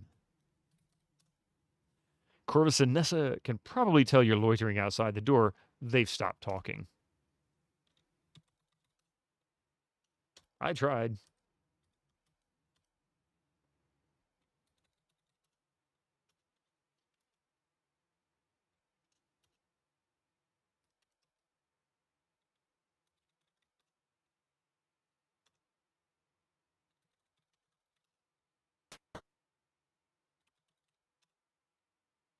Okay. Glass to ear. Put glass on door. There we go. With the help of the drinking glass, you can hear a conversation behind Nessa's bedroom door. Evan spends most of his time in the study. It's almost impossible for me to look for the will. I'm sure it'll be in there, if it exists at all, of course. Evan is such a lazy, good-for-nothing. Odds are he never wrote one. And he won't get to. I think Evan will have his hands full soon enough. Then I'll get a chance to search the study. Indeed. And I will get started on Plan B. Nessa and Corvus seem to have finished their conversation. Oh, surprise. I didn't know you were in here. Just kidding. Talk to Corvus. You're still here? Wow. Talk to Nessa. These two are really nice. On your way out, then. Good. Okay. Don't let the door hit you in the butt on the way out. Glass to door. Put glass to door. With the help of the drink... Yeah, we already know that. Because I get a feeling that maybe your government doesn't want the diamonds to be found in Canada. Market competition, eh? So, why don't you just get on the train back to Toronto this morning, enjoy the city, and write your report from the comfort of a ritzy hotel. My treat. What do you say? Mr. Richards, I'm appalled at your suggestion. Your man Jack will bring me back to the lodge unless you can expect a visit from the authorities. Fine. But I doubt your bosses will care if your visit is less than hospitable. I got my eye on you, Albert.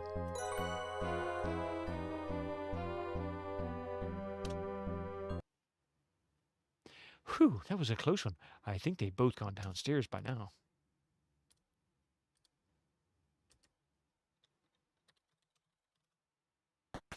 Aha, Albert's door is now unlocked.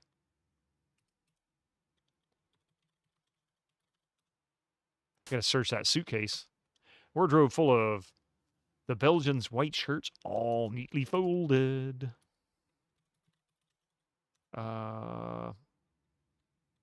Suitcase.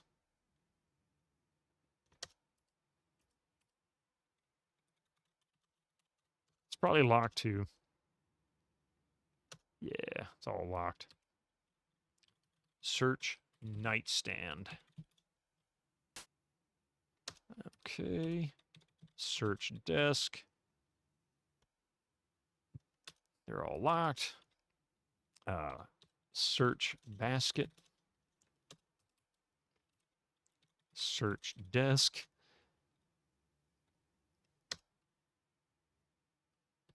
Calls TSA to unlock suitcase, right?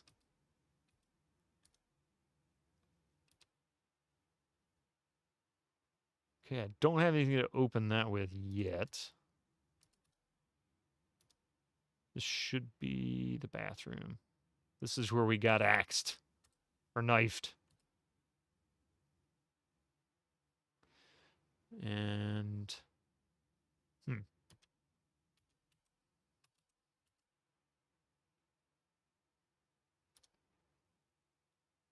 Ah, Nancy, are you ready to go now? Yes, I think so. No, not ready yet. You and Kimmy follow the dirt path to the carriage house. I didn't want to end it yet. I wanted to go down the other hallway and see if I could talk to the other folks. You find yourself falling behind as you marvel at the surroundings. The first time you're seeing the grounds of the lodge in daylight. You're surrounded by greens of every shade.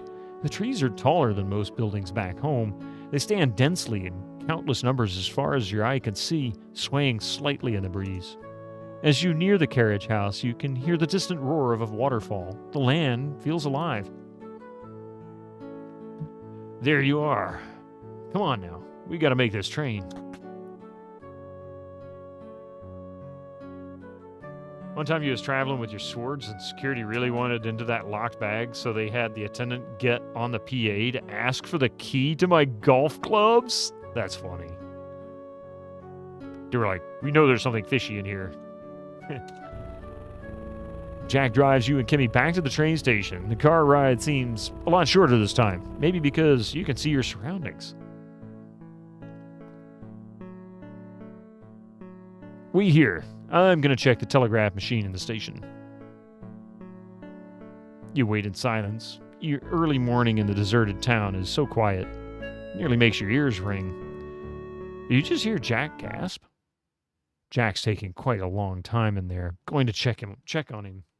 That's the only thing that I can really say that, and this is just my opinion speaking because I'm actually coming to a point where I'm going to pause the game until next Tuesday, but the only thing that I could say that I have issue with this game, is one thing that may be just a bug, I don't know, is the jarring cut in the music. Like right now, it just cut. A fade or to continue playing one of the two would be more appropriate. I don't know how easy that would be to accomplish in this engine. I don't know if that's even capable of doing that. Jack's taking quite a long time in there. I'm going to go check on him. Whoa, hey, I told you to wait outside. Oh, crap, what's wrong, Jack? I didn't mean to cut through that dialogue. I just thought I was going to have to type and ask him. We're going back to the lodge. Bridge is out. I don't know how long. With that explosion? For a long time. It's a big bag specifically for long stuff, like swords. It's even got a little picture of a fencer on the side. That's funny. Oh, dear. Oh, by the way, any of you folk know someone called Carl? No? Never mind. Why do you ask, Jack? Telegraphed the station for him. It was printed off on the machine after my message, so I cut it and pinned it to the board inside. That's how messages get passed on to people in this area. It's a decent system. Well, I'm going to send a message to my superiors. Wait here. What happened to the bridge, Jack?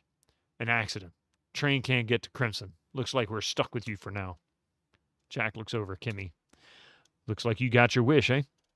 But like I said before, leave the cormorants alone. I bet you where the cormorants nest is where we need to go. Damn, I've been using the wrong thing for golf. You know, with a sword, you can always win the game.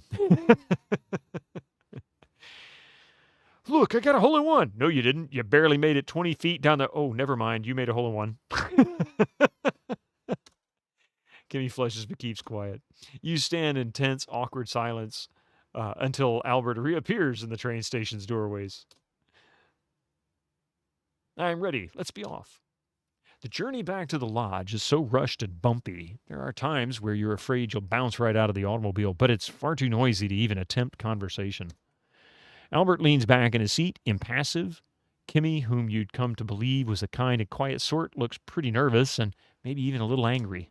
Jack is mostly silent, white-knuckled hands wrapped around the steering wheel. You realize you don't really know any of these people. I can't let myself be distracted. I have a job to do. When I get back to the lodge, I'm going to start my field work. It's been a long morning. I'm going to put the kettle to boil if any of you want some tea. You hear Jack mutter something under his breath about needing to see Evan. After I fetch my field kit, change into my field clothes, I'll be commencing my field work. Please do not disturb me. I am going out to take a breath of fresh air. You didn't just have 3 hours of breath of fresh air? Well, I guess I have my work cut out for me. I still wonder what happened with my kit on the train.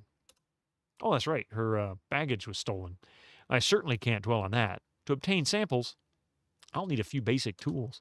A geologist's pick or something similarly sharp and strong. A hammer that can be used with the pick will help me chip off samples of rock. A small shovel to dig into the riverbed. And a streak plate to test the hardness of the minerals I find. This dinner plate I've been carrying around might be useful. Maybe I should take another look at it. Okay. I think Jack mentioned that cormorants like to nest on cliff face. That might be a good place to get a sample. I should also check on Albert's fieldwork. Maybe I can learn a few things. Oh, I hope I can finally do a bit of digging. Literally. She needs to go for a fart. It's not that she needs a breath of fresh air. She wants to make sure their breath of fresh air is still fresh. Something like that. Anyway, I do need to come to an end. What I'm going to do is I'm going to test something I know is going to fail, but I'm going to test it just so I can say I did it. I'm going to boot up this Pentium 2 here. All right, there we go. All right, game done. So there you go. And let's just see. Oops. Let's just see if this will work. Like I said, I don't think it will. I'm sure it won't. It'll be funny if it did. It'd be great. Like, oh, can I stream it this way?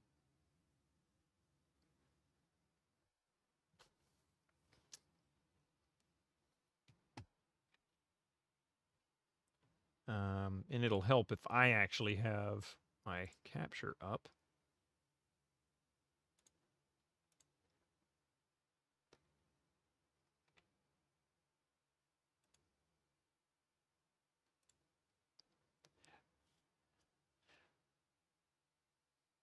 All right.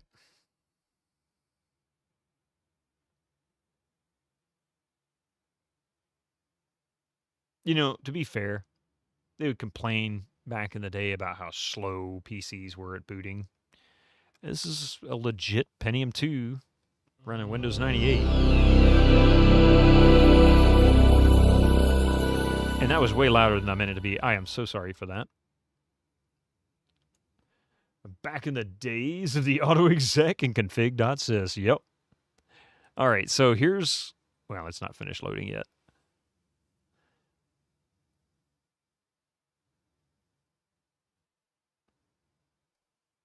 What? I'm going to see if it works. Yeah, copied the folder over. Did I say something? Yeah, not yet.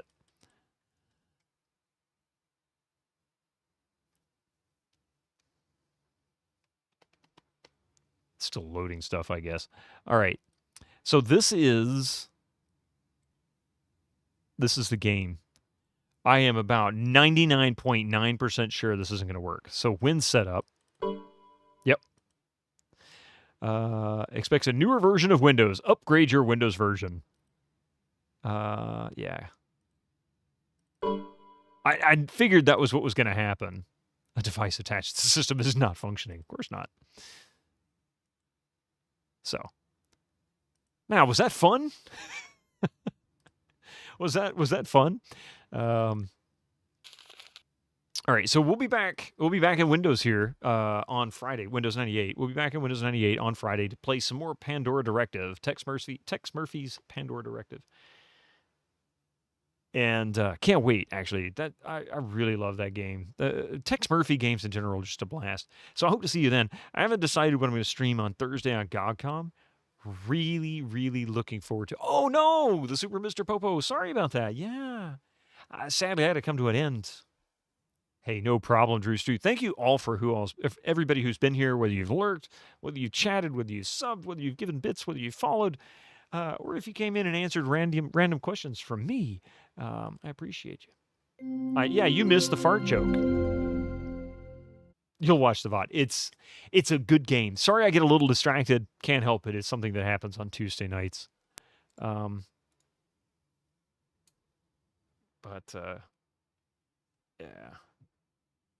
All right. Now, I think Julia might be streaming. I'm not sure. I haven't looked at Twitch yet. Let's see if she is. Because if she is, I think that's where we're going to raid to. The hell is that? Oh.